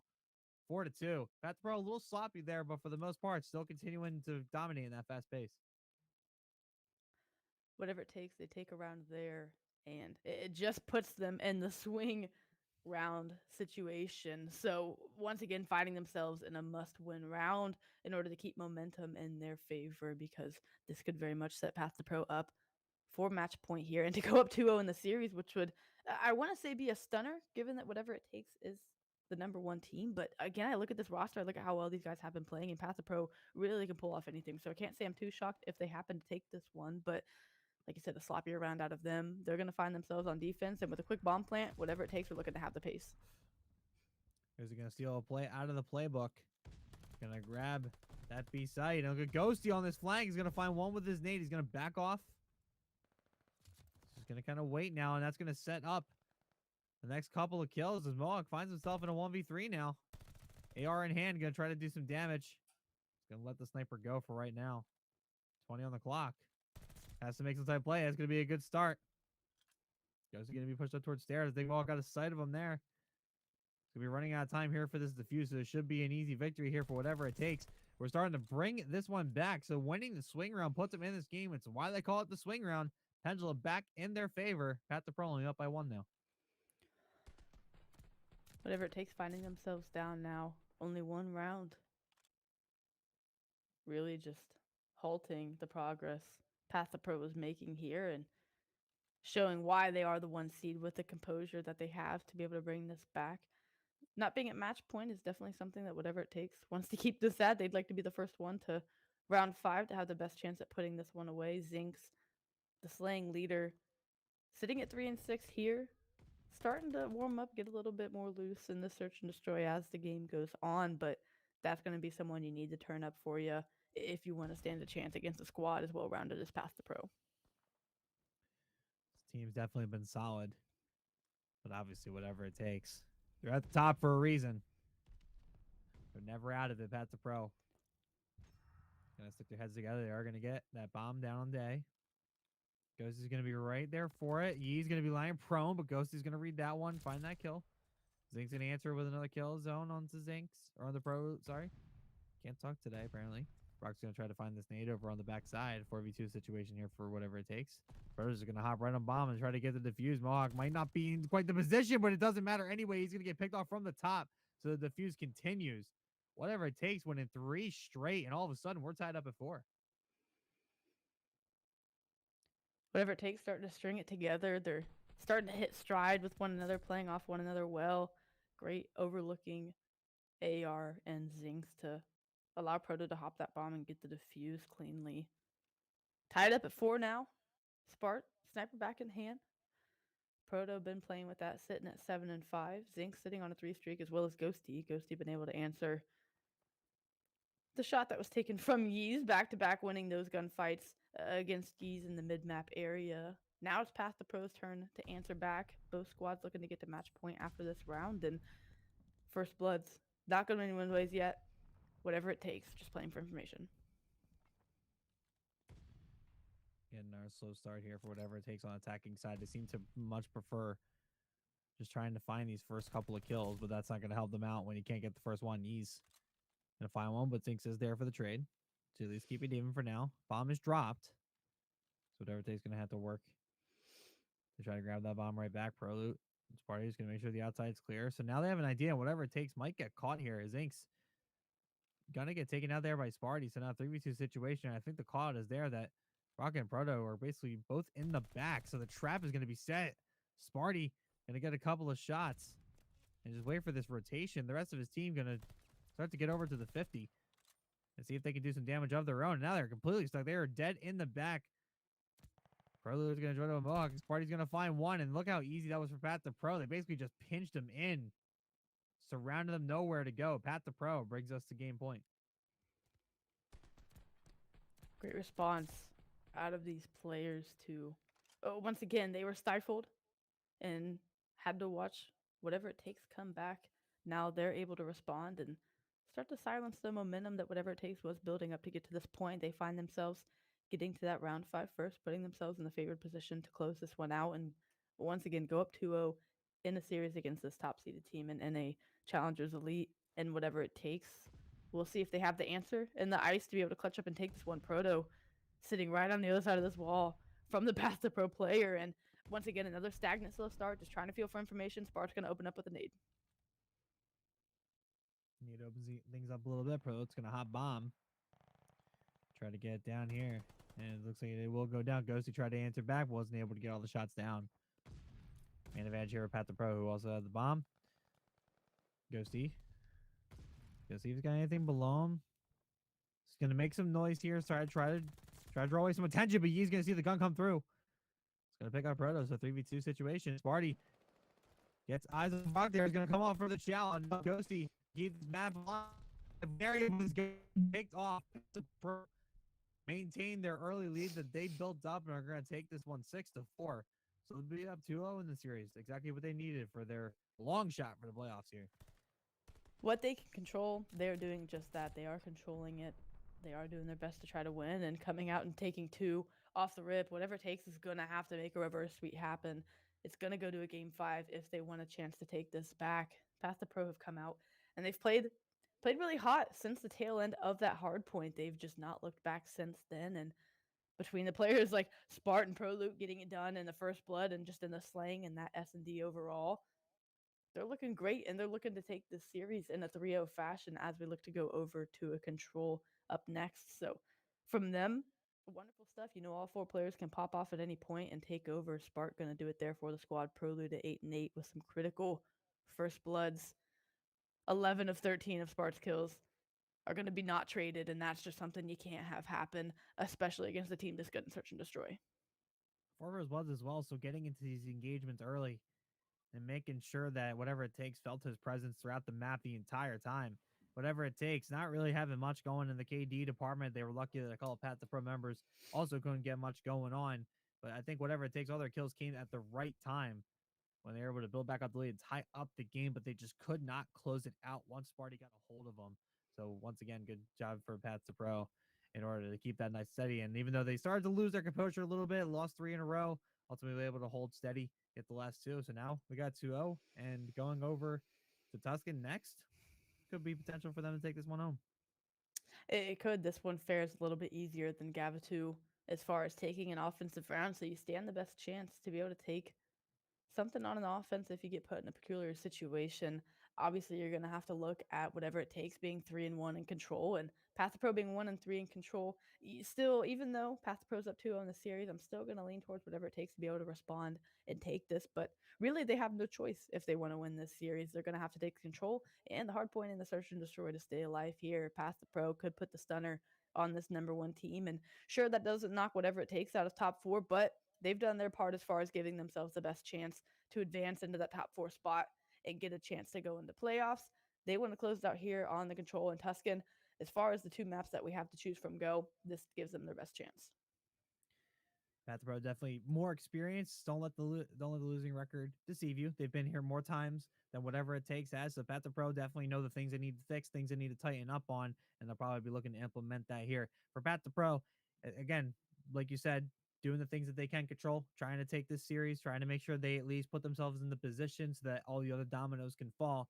But they also want to use this learning experience, right? Go up against the best team, know that you still can compete with these guys, and then if you have to go back and earn your way back to the spot, I have every bit of confidence that this is not the last we're going to see of Path to Pro whatsoever. So all faith and confidence in them, whether they end up coming out of this alive or not, for sure. Absolutely. Just looking at this roster and the experience that all 4 of these players have together in Path to Pro, just, they're just have the rapport and the chemistry amongst one another, the trust in each other to know that, hey, maybe we're in an unfavorable situation, but like you said, let's say we get relegated and have to earn our way back. This is a team to watch out for if that is the case. But we're talking like they're out of it. They're up 2-0. Of course, even if they win, it is still fairly slim that they get into the top 4 conversation. Like you said, everything would have to fall their direction in order for that to be possible. But as long as they're still winning, that chance is alive. They're doing the work they need to make sure that happens. And all 4 of these players have come to play tonight. They're coming to give whatever it takes a run for their money. And if you're on the other side and looking at it from whatever it takes POV, you've got to realize these are still reps against good teams that you have to take seriously. This is going to show you where you're still shaky going into playoffs. Of course, your spot is locked, but there's still things you can definitely learn against these teams. You're still playing against the best 8 teams in North America, so there's always going to be something to improve on, and that's what they're learning here, and they could potentially lose this series and definitely have some things to take into playoffs.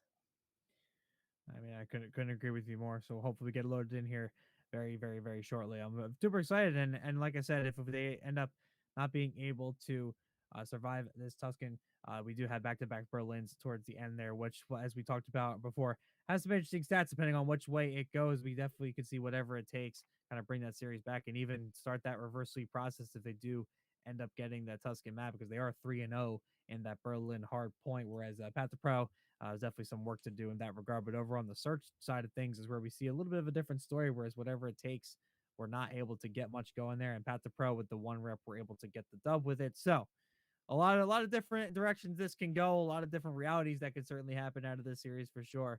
But one thing's for certain, Path to Pro still need this series, so they need to focus up and make sure that they get this map.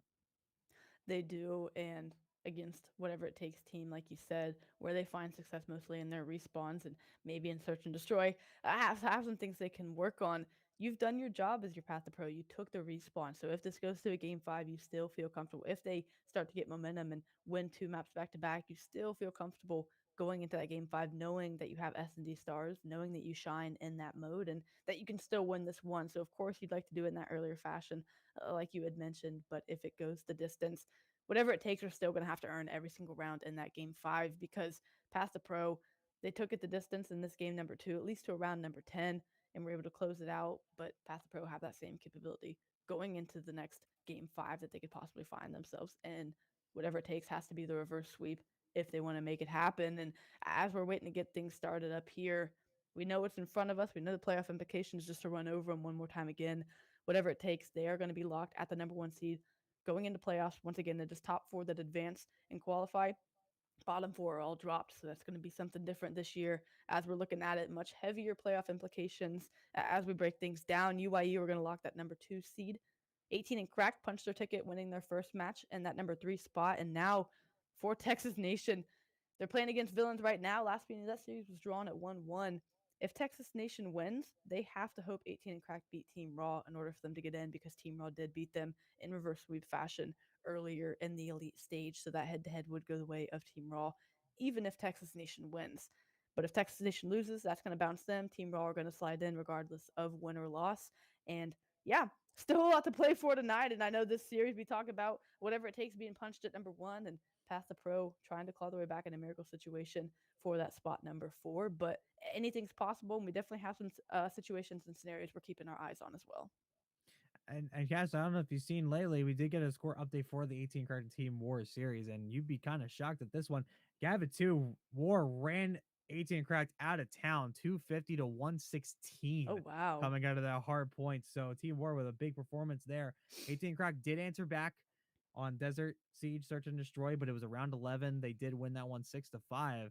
So that is gonna be the update there on that series. And I believe I just heard that Villains are now up 2-1 against Texas Nation. This is not how I expected to happen, Cash. I mean, if we had the mics on as we were talking off stream, this is not what we were at all expecting.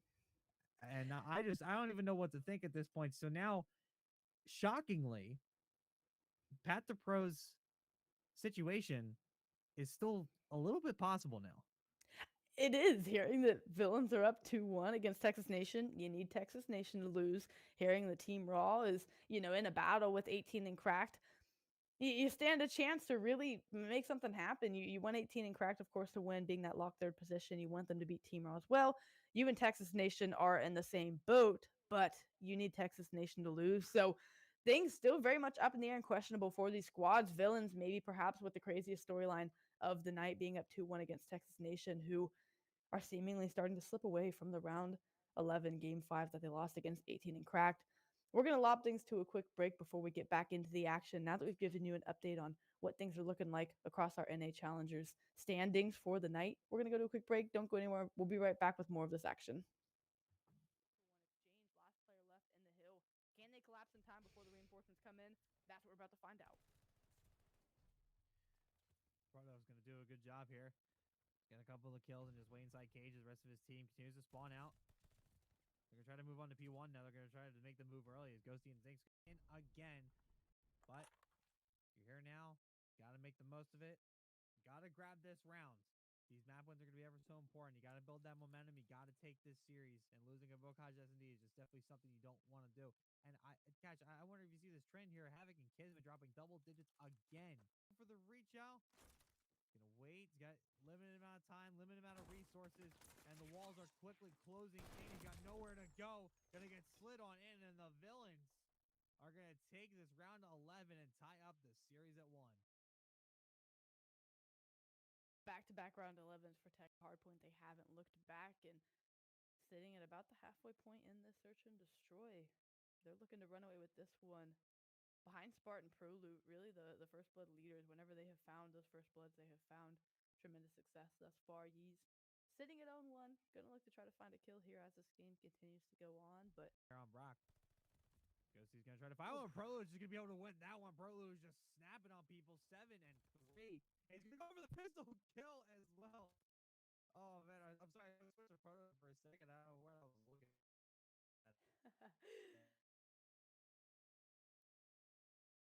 The teams just may not be super well repped on it. They know what they want to do, and Yee's gonna hit a little 360 action. Snap on the chest of Ghosty and call it a night with the pistol. So hey, for your second kill in the game, that's not a bad one to have. You know that Yeez is still feeling it, and even if it's a slow start, they're going to find a way to get it done. Ghosty again turned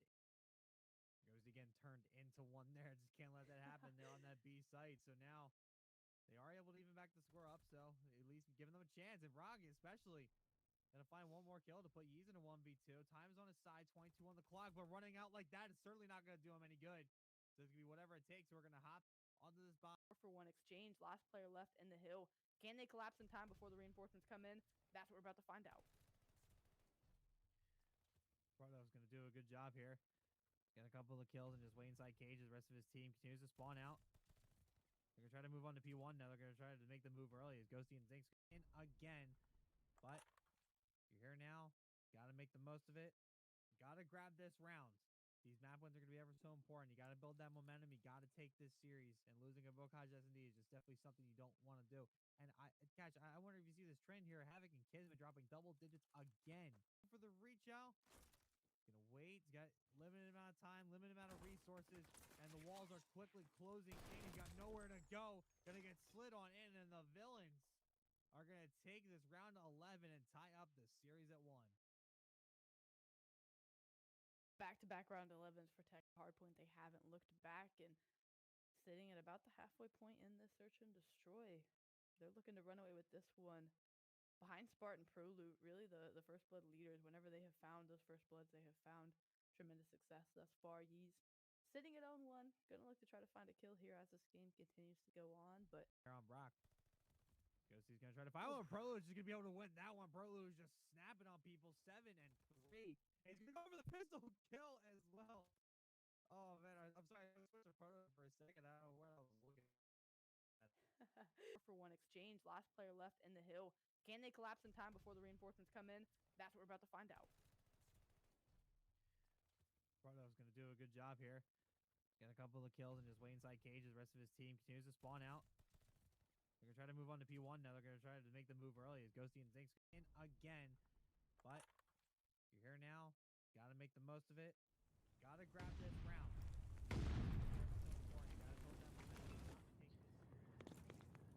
Welcome back everybody, and unfortunately we had a bit of a game crash, so we cannot hop into whatever it takes and path to pro on their map 3. We apologize for that. Sorry that we can't bring you that coverage, but there's things happen with this game. Gotta take it. Let's move right along. We will be hopping on in here with Texas Nation and Villains. Villains shockingly up 2-1 against Texas Nation, who absolutely need this series to clinch that top 4 spot. And right now, even so, Villains with an early lead here on this Tuscany hardpoint. And they get the break about 30 seconds left, so playing hardpoint really well. They're just going to extend their lead. Havoc trying to break into the front, clear these players off. But the Villains attempting to remain in control. We see a pinstripe kill feed, and the last 10 seconds will go the way of Texas Nation, but you give that many resources over to P4 to try to break, and now you find yourselves losing the rotation over to P5, and Villains, they're on it. They're cutting these players off at roof. They have one player to deal with in Brezzy at mid, and as this hill pops, break's going to be coming in from this bottom staircase, and looking in for the rest of these players. Into the front there. Gonna finally get the kills they need, so they are gonna get that break, but it's gonna be Ginger and Zaptress. Or Zaptius, sorry, can't talk. Try to move in through that front. General gonna try to prevent that kill from happening, but Havoc is gonna prevent his own teammate from getting that any additional kills there with that stun grenade. Love to see that as Frosty now gonna try to make this play over towards the front. Crazy. Gonna take care of that situation, and he's gonna find 2. So So a bit mixy there on that last point, but now all eyes go to P1 in the next few seconds. One more push coming in out of Villain to try to break on through, but watch. You'll start to see some arrows on your mini-map start to stray. Start to move on. Next to P1, it's going to be Villains who are going to be spawning church side, so they should be able to get this. Texas Nation regaining their lead here. Going to get the rest of this time. Going to be up about 30 as we move on to the next rotation. Rotation going to go the way of Villains, but as we've seen from P4 to P5, Texas Nation have been able to break and get enough substantial time and not allow Villains to get back in. So Villains, if they want to close the series out here, they're going to have to get a substantial amount of time on P1. Look to hold off the break, and if Texas Nation break, have to be willing to break back in. Keep saying break because that's so important for Villains to be able to hold off and do against this Texas Nation team. One we saw really take it to an 18 crack team on hard points before. So if they want to make this happen, it's going to have to be flawless. Even though it's not a dire situation, they definitely need to play perfect hard point against this team. Rotation for P2 going to have to go down, but as they get the first 30 seconds, lead's going to be back in their favor, and here comes a push in Texas Nation. That's a push in Villains. They had the lead for now. A lot of team killing going on for Texas Nation. You got to wonder if that's handicapping them just a little bit. They're chopping off their legs anytime they got a break. Looks like they finally figured it out now. Finally get this break in, but no, it's not letting it go that easily. And now, some of the Villains, man, and this is again something we talked about with Texas Nation. They're getting rotations down, and once again, doing here is Rezi has been on this P2 side for a bit now. Villains just finally getting there. The first few points should go in favor of Texas Nation, but this push through Church Alley might actually shake things up. Push on through. Get a little bit of this time. Got to clear out the rest. As there goes three. Couple of players of Texas Nation down and towards the stack. Fire's going to look to take care of them, but General's going to be ready for that. Zap now his turn. He's going to try to find Brezzy.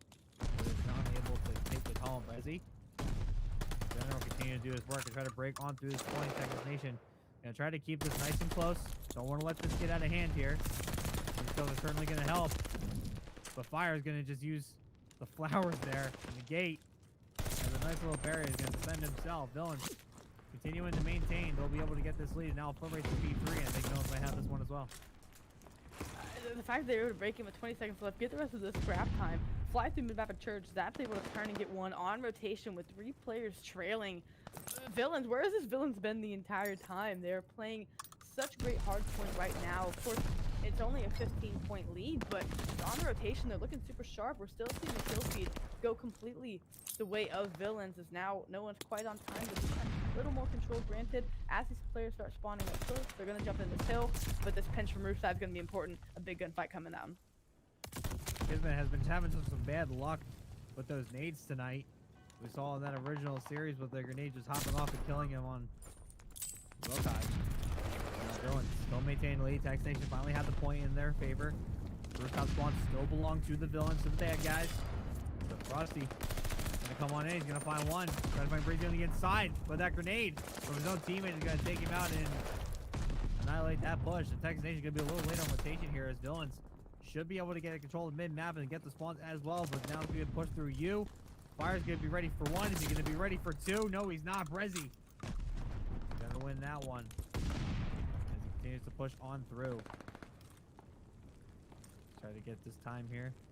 Frosty's going to be up top. He's going to wait for the rest of his teammates to get there, but they are way out of spot here. But Jinchoi, for Kismet in the back, is going to be able to find him. He's going to at least get the first couple of kills. The Texas Nation able to get the break, able to get the hold. That they're trying to look to break that right here, but General and Havoc still alive, still causing mayhem over towards the front. They'll get this, and they'll hit the double century mark. They'll get near that 200-point mark, and with decent control, one last push here coming in from Villains to try to get into this P4. They're looking to run over this one and close it out right now. Villains has not been able to have that answer these last couple of kills, and it started with that P3 and how good it was for Texas Nation. But just to give you guys an update on the Path to Pro and whatever it takes game, in that map 3 control, Path to Pro is up 2-1 against whatever it takes. So the potential on the line for Path to Pro to 3-0 this whatever it takes squad. I know we've got a lot of action going on here as well, and unfortunately can't be in that game, but if Path to Pro can close this control out, they win the series in a 3-0 fashion. Put a stunner on whatever it takes. Again, doesn't shake up too much of the playoff implications unless Villains can win here.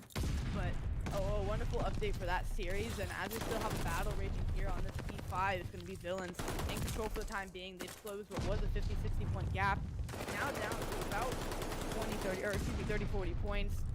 Texas Nation not giving it up though. 35 seconds left. Everyone fighting for every second of time. Rotation battles not even on the minds. And if you're Texas Nation right now, gotta make sure you win this because Path to Pro breathing down your neck now. If you're Path to Pro, you're turning in this is quite literally everything you wanted to see. We also wait for updates for the 18 Cracked series. Texas Nation, though, gonna look to take this one. Looks like we might have to go to Game 5 on this one. It can't be settled here. It's gonna have to be settled. One more map. Texas Nation gonna survive for now. Bring us to this map 5. They're going to push the distance. They're going to clutch up and tighten up their rotations at the end when it mattered most to get that win, push us to a Game 5, like you said. And the more I have to talk about Texas Nation going to a Game 5 Search and Destroy, just being in a Search and Destroy situation, I can't help but think of just how unfavorably it's gone for them tonight. To recap their Search and Destroys, they lost map number 2 to 18 and Cracked in a 6-2 fashion. They go to a Game 5 round 11 against 18 and Cracked, and they lose that one. They find themselves early on in this series in a Game 5 round 11, or excuse me, not Game 5, but just a round 11 in game number 2. They drop that one. So based on how it's gone for them tonight, I can't see this going favorably for them. Villains, they have the opportunity to play spoiler and bounce Texas Nation out of the top 4 with a win here in Game 5. So really important implications still. If you're Villains, definitely something to play for. And for Villains, I think you just have a bone to pick with everybody, and Texas Nation just unfortunately seems to be at the other end of it at the moment. But we're gonna hop on in. Path to Pro. It's gonna be map 4, and it's gonna be Berlin Hard Points. Path to Pro up 2-1 in the series. A win gives them just an opportunity to take a look at the top 4 spot, as the rest of the games will have to finish out. Path to Pro gonna have to hold their breath even if they do secure this victory. And man, first hill, Sparty gonna go on a 5 right off the bat. Let whatever it takes know that they mean business and they want to take this home. Streaks this early, always a good thing to know that your players are on point in a respawn, and having a glide bomb this early in can break open a hill to either help you extend the lead or open something up for a break, whatever situation you find yourself in. But Path to Pro finding themselves in a favorable situation here. Big gunfight going down between Spartan Proto, and little do-si-do is going to happen on the staircase. No one going to have control yet. This hill's popped, and no one's quite on it. Proto's going to win the gunfight. That should grant whatever it takes clearance. So they're going to look to try to mount back here. About a 30-point deficit. Starting to chip it away here. Going to hop on, get the setup in place, make sure Path to Pro are kind of stuck. They want to keep an eye on this rotation. Get ready to zoom right up on street. Got a little bit of time before you get to do that, though, so just try to eat up as much time as you possibly can. Mog not going to let that happen. He's going to just get into a ring around the rosy battle here. Is he going to win? He's going to run right into Proto. He's going to win it with the pistol. The sharpshooter going to be able to take him out there. And now all eyes over to P3. Whatever it takes, going to hold down spawns, but keep an eye on Pro notes number 5 on your mini-map. He's going to be pushing up through Platt side. Going to try to make a play, and he's got some backup, but is he going to be able to get it done by himself? Prelude has worked his way over to the side, just start to contest these players, and Brack, the AR, is trying to hold down these long angles, get them cut down to give the team a chance to close in here on this site. But as Prelude falls, we're going to see a streak come in and not going to connect. As the kill feed goes blue, everywhere else around the point, they're in control. They're trying to close one back. Still 30-point deficit, and haven't been able to make up too much ground as Path to Pro find themselves able to break in at the halfway point. With about 10 seconds to go until that 30-second mark, Path to Pro look to start a break now. Well, as I say that, they find themselves late. So take it away, Robert. Yep, they're just gonna take it. They're gonna take it all the way over to P4 now. At least they hope to. They're actually gonna just be waiting over on mid. Gonna try to get some type of trap. There's gonna be trouble for him. His ghost is gonna be right behind. At least Prolus. He's gonna get the kill. Yee's wondering what just happened behind him. He's gonna find a kill on Rock there. So they are gonna maintain this point, but they're only gonna get about 15 seconds worth of time. Now they have to gun it all the way across map. Looks like they're gonna work over through that street side, through warehouse, to try to get a flank on whatever it takes. They might have a chance here. It's going to be a good kill to at least justify this decision, but still going to be whatever it takes here with spawns. So they should get this initial time. Pro Loot hanging out alongside Yeez. They're going to start to make the push on up and keep an eye on Mohawk, who's maintaining mid-map here. Zinx going to grab one, and it's going to be one break here, but still whatever it takes, holding up right now. Zinx going to try to maintain. Good jump shot there. He's going to take down Sparty. And still, whatever it takes, holding on to spawns. Pat the Pro can't seem to get the full push on through North Secure spawns right now. You send 3 players through the top side of the map in order to rotate over to this P4 if you're past the Pro, and they just didn't get far enough to the right to secure spawns, and I think that's a missed opportunity. If you're going to send 3 people through the north and top right side of the map, you should at the very least try to secure yourself spawns if you can, especially with a player winning a gunfight on rotation and able to work a pinch and really force these players out. They're unable to do that, and because of that, whatever it takes, find a substantial amount of time on this P4, bring the game within 4 points, and as we get over to P5, a bloodbath and a mixy hill at that we all have come to know on Berlin, it's anyone's game. It's anyone's game, whatever it takes, want to make sure it's theirs. So they're going to get this time and grab a lead. Make sure Pat the Pro gets forced to make this play, but Mohawk gets party right away. Going to start to make the play. Ghosty's going to stop shooting. It's almost going to cost him. Was able to have a little bit of help there. As now Pat the Pro's turn to hop on this mixy hill. Is over to his blender. Bit of a checkboard here over on the kill feed. As everyone just kind of trying to keep each other off time. It's usually the goal on this. Don't even worry about the time as much as you're just trying to keep your opponent off. Don't let them get any free time onto this hill. It's almost like a reverse money hill in a way. Your goal is to mainly keep people off instead of trying to actually get on. And then keep an eye on the rotation as well. Whatever it takes, should have control of P1 building, but Pat the Pro will have the spawns over by train, so that should help them at least get the first initial pressure. Let's give you whatever it takes for the first few points. Pat the Pro just missing the century mark to start this off. Yeez takes the long route and tries to make it pay off for the squad and secure spawns over to P1, working a pinch, but unfortunately does not block spawns in the back, so he will get shot in the back by Brack as they now close in on this P1, and what was a valiant effort to initially win a rotation for Pat the Pro is going to backfire and go the way of whatever it takes. Now you find yourself have to hike across, what is this Berlin map? Still a large one at that, so Pro Luke going to try his hand at cutting up the staircase and cut these players off spawn, as Pat the Pro are just trying to look to get on this hill.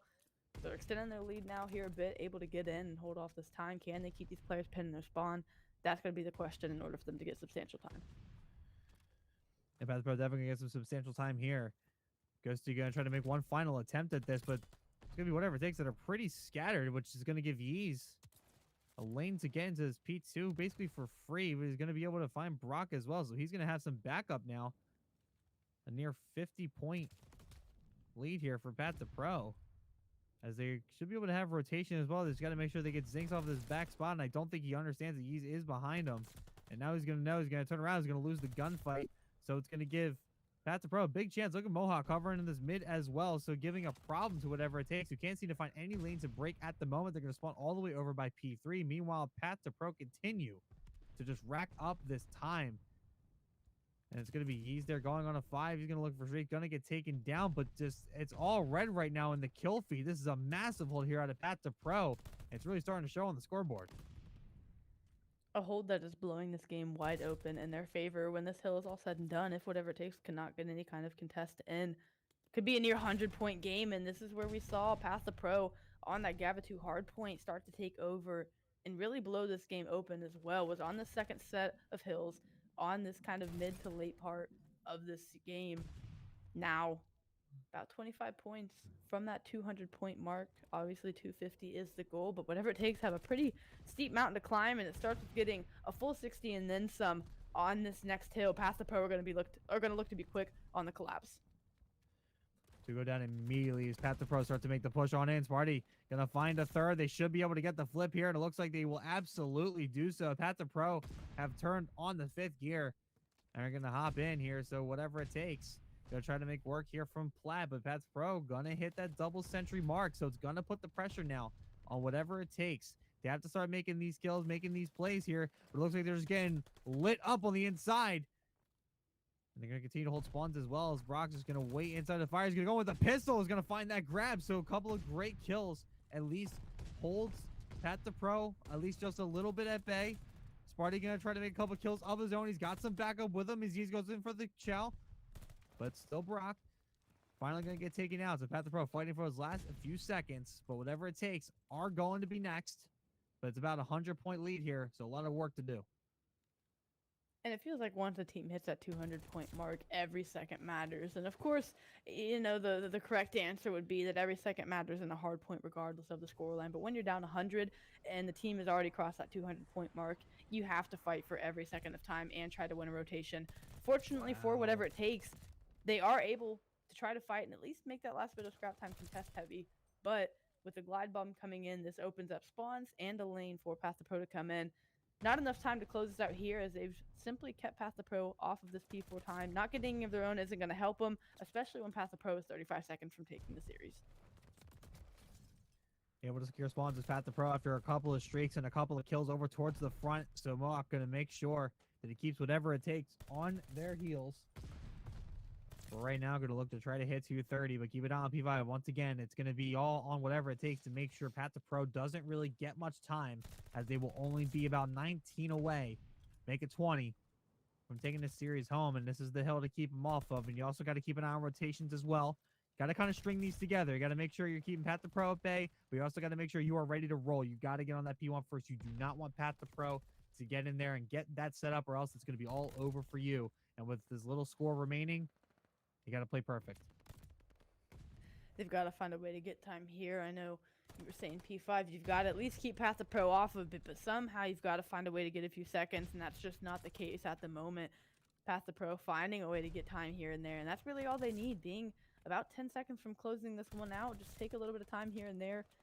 Fight for the scrap. Put yourself just a few seconds away to where all you need is a clearance and a break. But Brack, with the 3-down clearance by himself, gonna definitely lock in the scrap time for the team. But Path to Pro looks super set up. They have to find openings on the side of whatever it takes to get this done. Here comes the battle. He's going to hop in on Ghosty, but Ghosty going to read that one and grab two. So it's going to be possession here for whatever it takes. Who could get a big hold here. Prolute trying to be annoying, trying to find some kills. The kill as we do it, he's going to run into Zinx. And Sparty grabs one from the back. The pistol comes on in, but it's still going to be all blue on the left, as whatever it takes. Continue to hold strong, continue to hold spawns, and Brack is just going off right now. He's not letting anyone in. He's in a great position to just hold flat down. I think Pat the Pro already considering just getting this rotation down, but look at Brack continuing to fry. He goes on a 5. He has the glide in tow. Sparty still going to be pushing this point, though, and he's got help as Mohawk. There's the push. Now it's going to be all up to whatever it takes. They got to retake this. They got to go now. Zink's going to try to find one. He does, but can't find another. And whatever it takes is in trouble, but Brack comes in with the missile. Can he get this other kills on? Proto finds 2, but Yeez is there to answer right back. And now a foot race.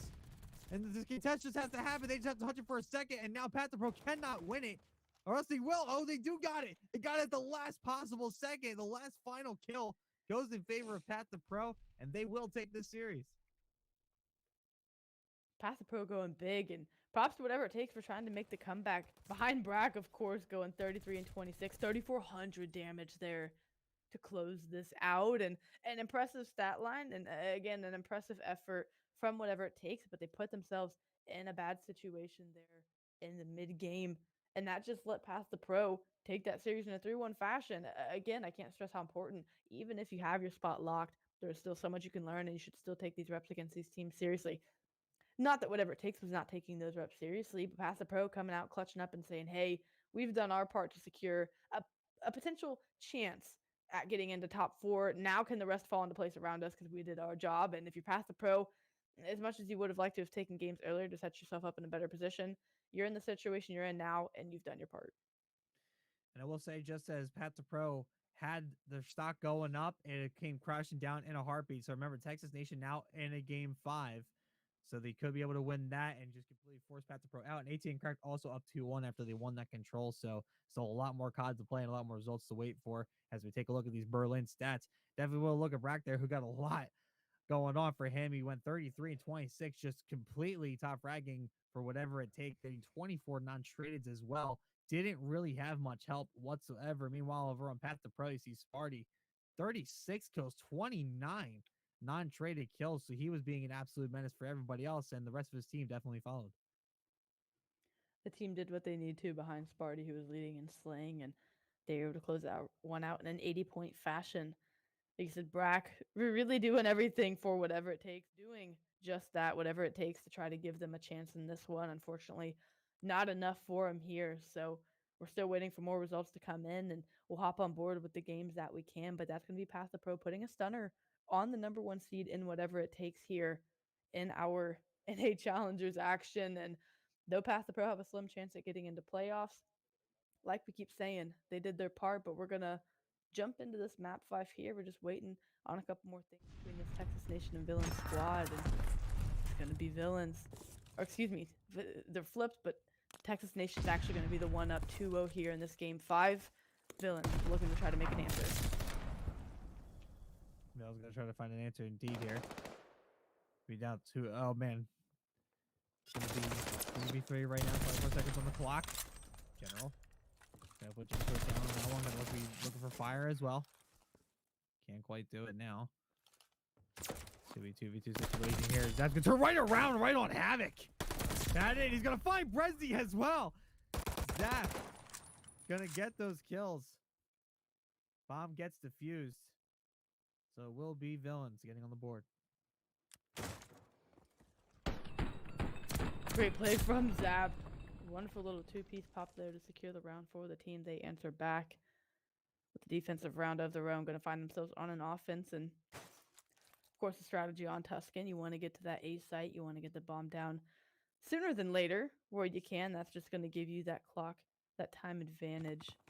In the first blood battles, I know we just hopped on board, but if the first blood battles can go your way, well, that only serves to help you on whatever side you're playing on. Zap going to hold down this B site, wait for a flank, and ready to take this gunfight. Looks like Kismet's going to be the first one up the bat. Going up top church. See the crosshair at Gentry is going to be hopping on bomb and just planning it right away. Going to go down.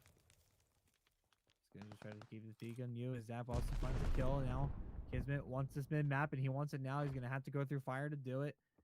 He's in a 1v4. So a lot of work ahead of him. He's going to get some shots down, but he's going to get just trapped right away by fire. So Villains answering once again. Answering the call. It's going to be tied up at 2. Taking 2 rounds of their own, answering the 2 the Texas Nation put on them, and they look solid. A flawless round there for him. Kismet put in an unfortunate situation. Now they have to try to stop this momentum that's coming in from the side of Villains. Don't want them to get too substantial of a round lead. Of course, this one being game 5 could very well go the distance, which for Texas Nation you absolutely want to avoid at all costs based on tonight alone. And if you're Villains, well, of course you don't want it to go to a game 5 or round 5 or round 11 if it doesn't have to. You want to close it out as soon as you can, but you're confident you can take it if it goes that way. And Glowfrost is going to open things up here with the big sniper kill. Jordan General with the team kill on Brezzy, and things are just falling apart for Texas Nation at the moment. Man, Texas Nation continuing that theme of just too many team kills. I mean, I don't know what it is. It's just terribly placed nades just seem to be the issue at the moment. And now another 1v4 situation here for Texas Nation. This time it's on Havoc. He's going to look to clutch up here. We're going to have to wait and see if he's going to be able to get it to hear the sound. And I don't think that was a very good one as Villains are going to take this one and regain a lead, win 3 in a row. Once again, if you're Texas Nation, a win is a must-have for you here. You cannot lose this series if you want to go into the top 4. And I know if you're Texas Nation, you're just probably scratching your head a little bit. You're dialed in, of course, trying to win this series, but depending on how this shakes out, you're gonna be scratching your head saying, how did we go from being someone tied for first to the situation we're in now? Whether it's win or lose, they're definitely in a spot they don't want to be in, and they have to show the most ice and the most composure they can muster in order to get this one done. Down 1 round, of course, and a lot of S&D left to play, but their backs are against the wall, and they have been ever since they've dropped that series. Those logos look a little more correct, wouldn't you say? I think it's going to be Texas Villains right on back. Sorry for the little technical difficulties there. Going to here, and now push. Bomb planted today once again, 4v3 in favor of Texas Nation in general.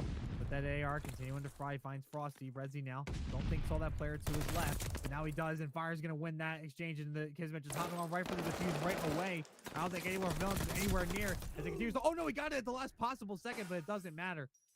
Fire going to go down, and General shall get this defuse, and shall tie this game back up at 3. Great answer out of Texas Nation, and Feels like we're looking at someone always passing off the donut stick and search and destroy right now. It's going to be Brezzy with it, someone who has been very vocal, a very prominent figure for the squad in the search and destroy game modes. Sitting at 0 and 4, gonna look to get on the board here. Again, only serves to help this Texas squad. Like we've seen from the hard point to the search and destroy that we're in now, it's been we've seen Texas with great use of their attacks and grenades, and then we've also seen it just spell devastation for them. And right now in the search and destroy, the team kills, spelling disaster. Fortunately for them, it is tied at 3-3, and they have a chance to just call things even and turn it around. But it's definitely going to be behind Brezzy starting to wake up and better attack placement from the squad.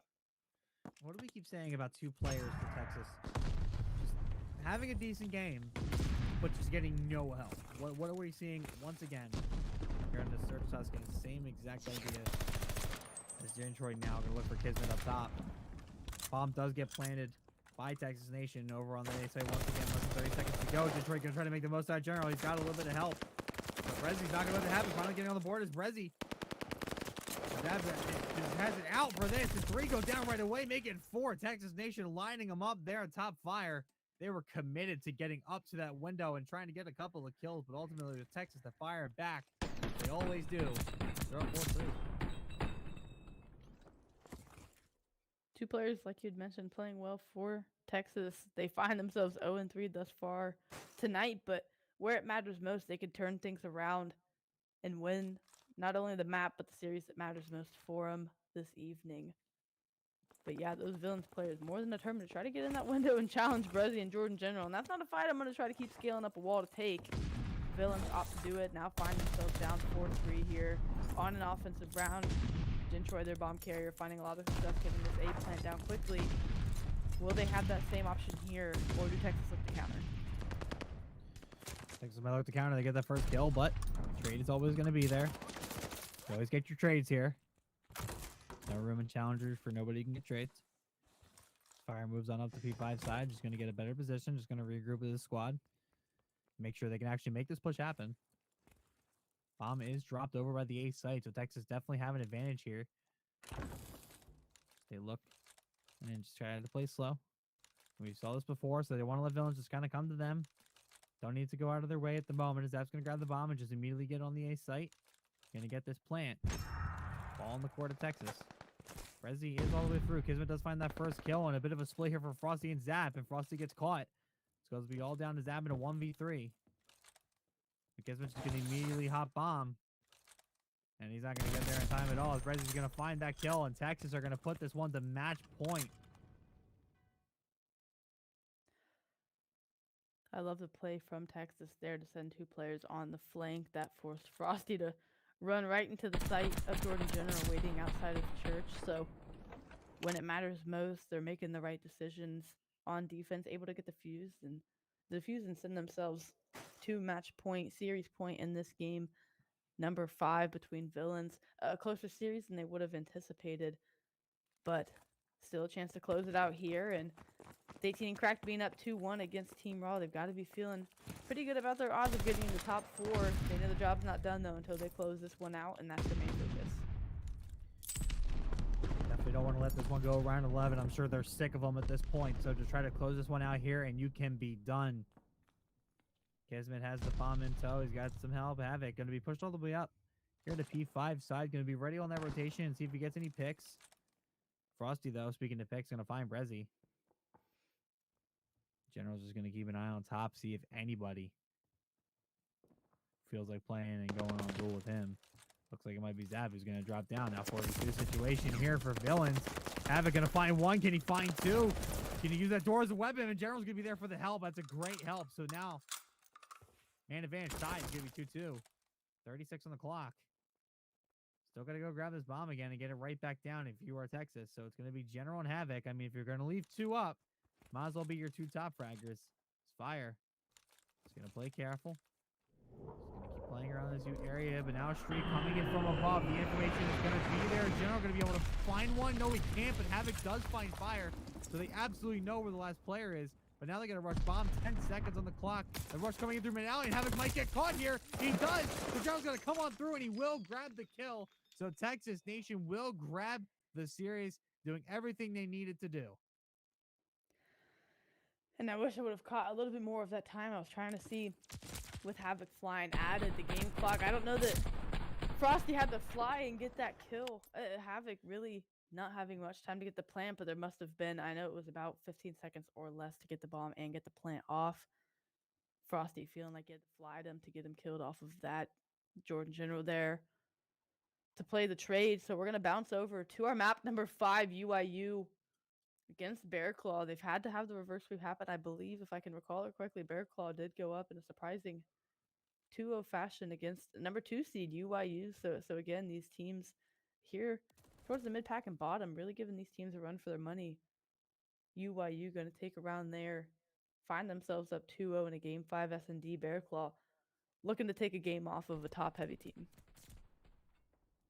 And right now, we will be also we're waiting for a final score update for 18 and Cracked and Team War. If you remember last time, 18 and Cracked were up 2-1 in the series. So we'll be waiting for a scoreboard on that too, because that's definitely going to matter for the implications of Texas Nation. Meanwhile, UIU and Bear Claw are just going to set up some scores here on Bocage Search. And as we look back as well, UIU had the early lead on this one. Bear Claw going to be the one trying to pull the reverse sweep this time. Looks like they continue to do so here. Okay, let's go try. Find that wall bang of Dylan Rex. He's going to be hopping on bomb. Has a little bit of help around him, but losing it very quickly here. He's going to have just Phantoms to do his bidding, and he's going to be flanking all the way through. And it looks like he's going to start off with a big kill there on the Welly. Dylan Rex is going to back this one off. See if he can find anybody in sight. He's going to be looking for Radial inside. P3 situation there. So now the plant on to beat commences, and Phantom's in a good spot. He's just not checking under him, and now realizes his buddy's got the plant down. He's got his squad mate with him. Now just going to kind of wait this one out as Bear Claw starts to rotate, start to scatter a little bit, try to find these first initial kills. They're trying to take off Dylan, but he is staying alive, doing what he can, but he can't hold on for long. Bear Claw going to finally get on the board on this one. The reverse sweep quest continues here for Bear Claw. 2-1. Bear Claw answer back, get the bomb defused. Has to be playing well enough thus far. I know I've only caught bits and pieces of this series, but to have UIU in a game 5 looking to make it competitive, they've definitely got to be doing something right again. These teams that have that spoiler role in Villains and Bear Claw trying to do what they can just to shake up the standings where they have remaining influence. Villains gonna fall to Texas Nation. Now Texas Nation, of course, having to wait for the results of 18 and Cracked and Team War, like we said, but Bear Claw here trying to take a good series off of UIU. UIU locked at the 2 seed, but trying to get some good reps in, trying to learn some stuff, and not let Bear Claw take a series off of them. But that's going to be 3 lives down, a 1v4 situation for Dylan Rex.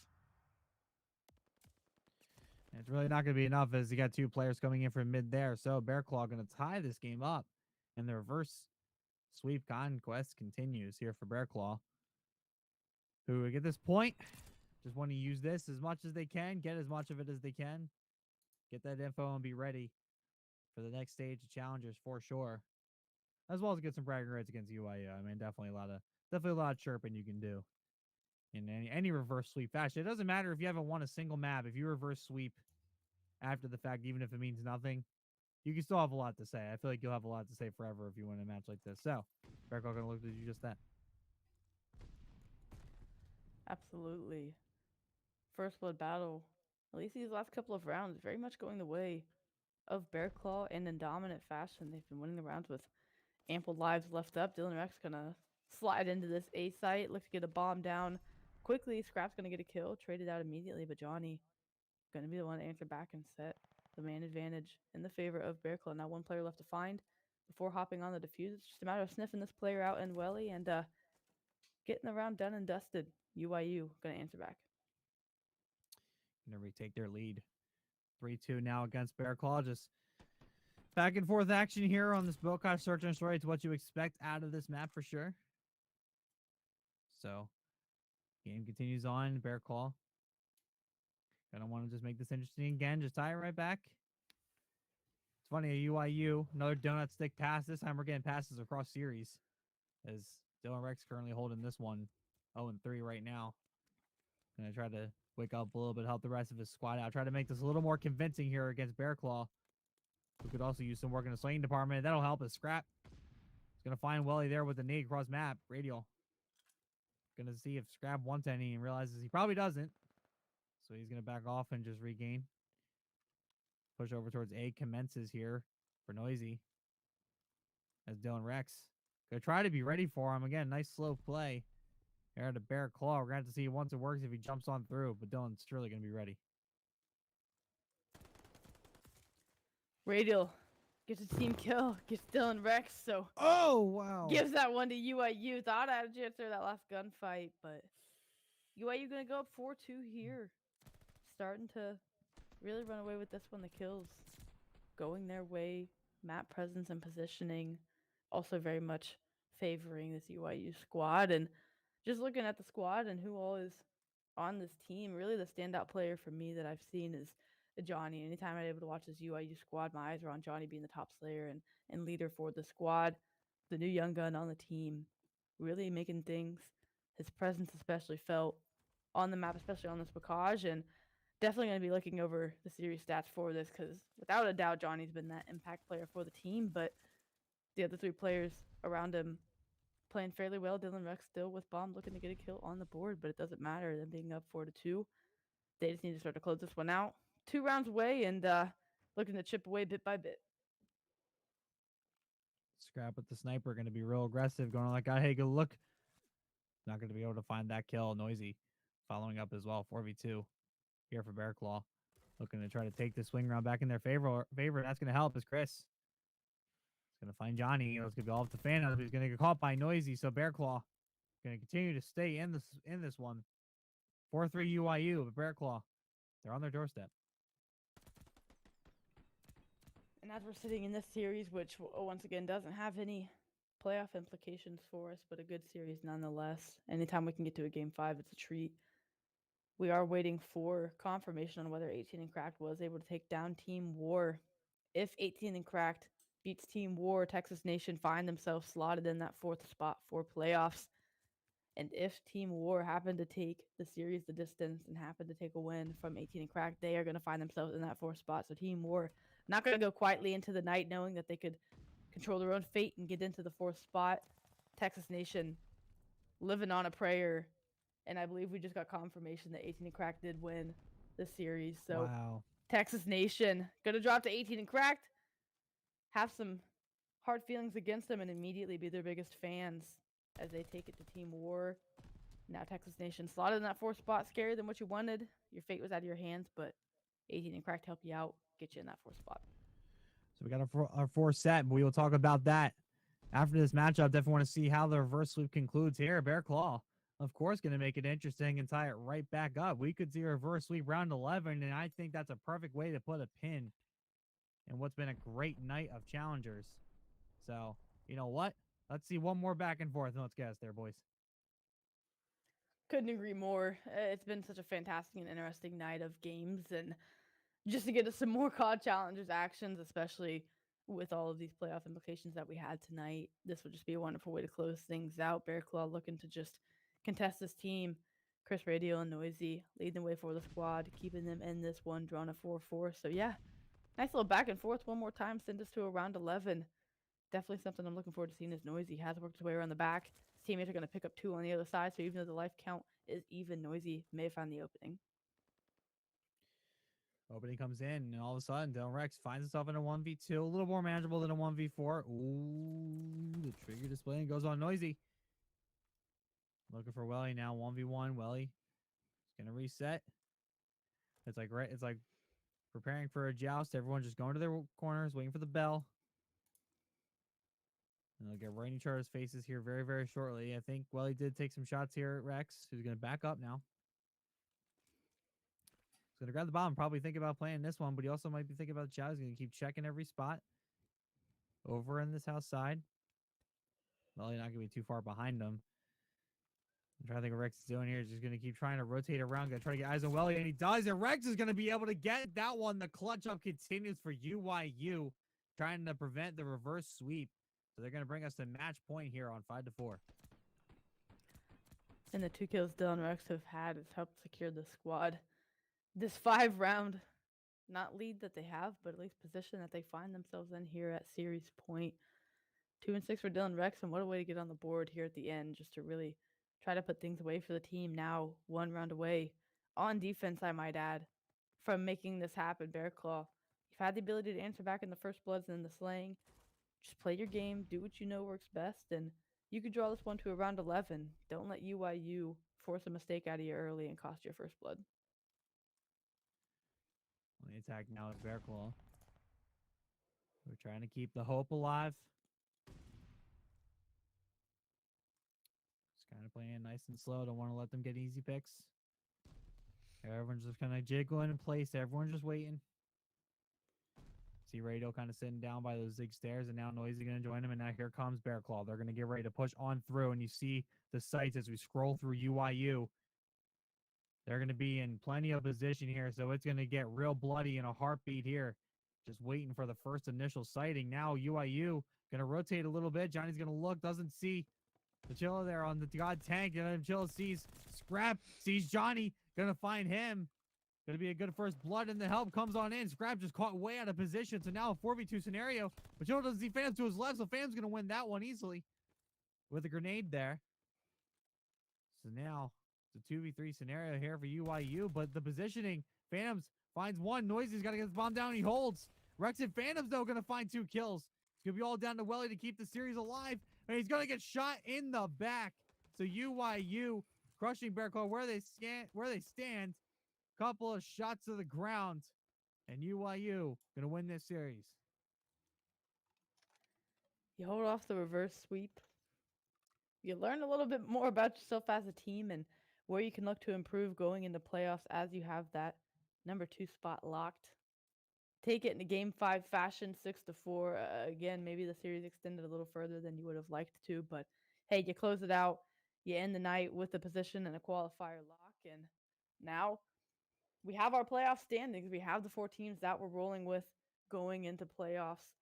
Gonna have whatever it takes slot at that first seed. UIU second, 18 and cracked third, and with their win over Team War, Texas Nation do get that 4th spot. Once again, I keep mentioning just how tight that was for Texas Nation. They came into tonight 3-1, tied for first place, found themselves depending on the very team that beat them in order to get a spot in that top 4 position. So Texas Nation going to find their way in there after beating Villains in a game 5 as well. And lots of long series tonight, lots of great COD, and lots of standout moments. I was really grateful to be a part of the desk with you tonight, Robert, and definitely a night to remember kicking things off here in this Vanguard season.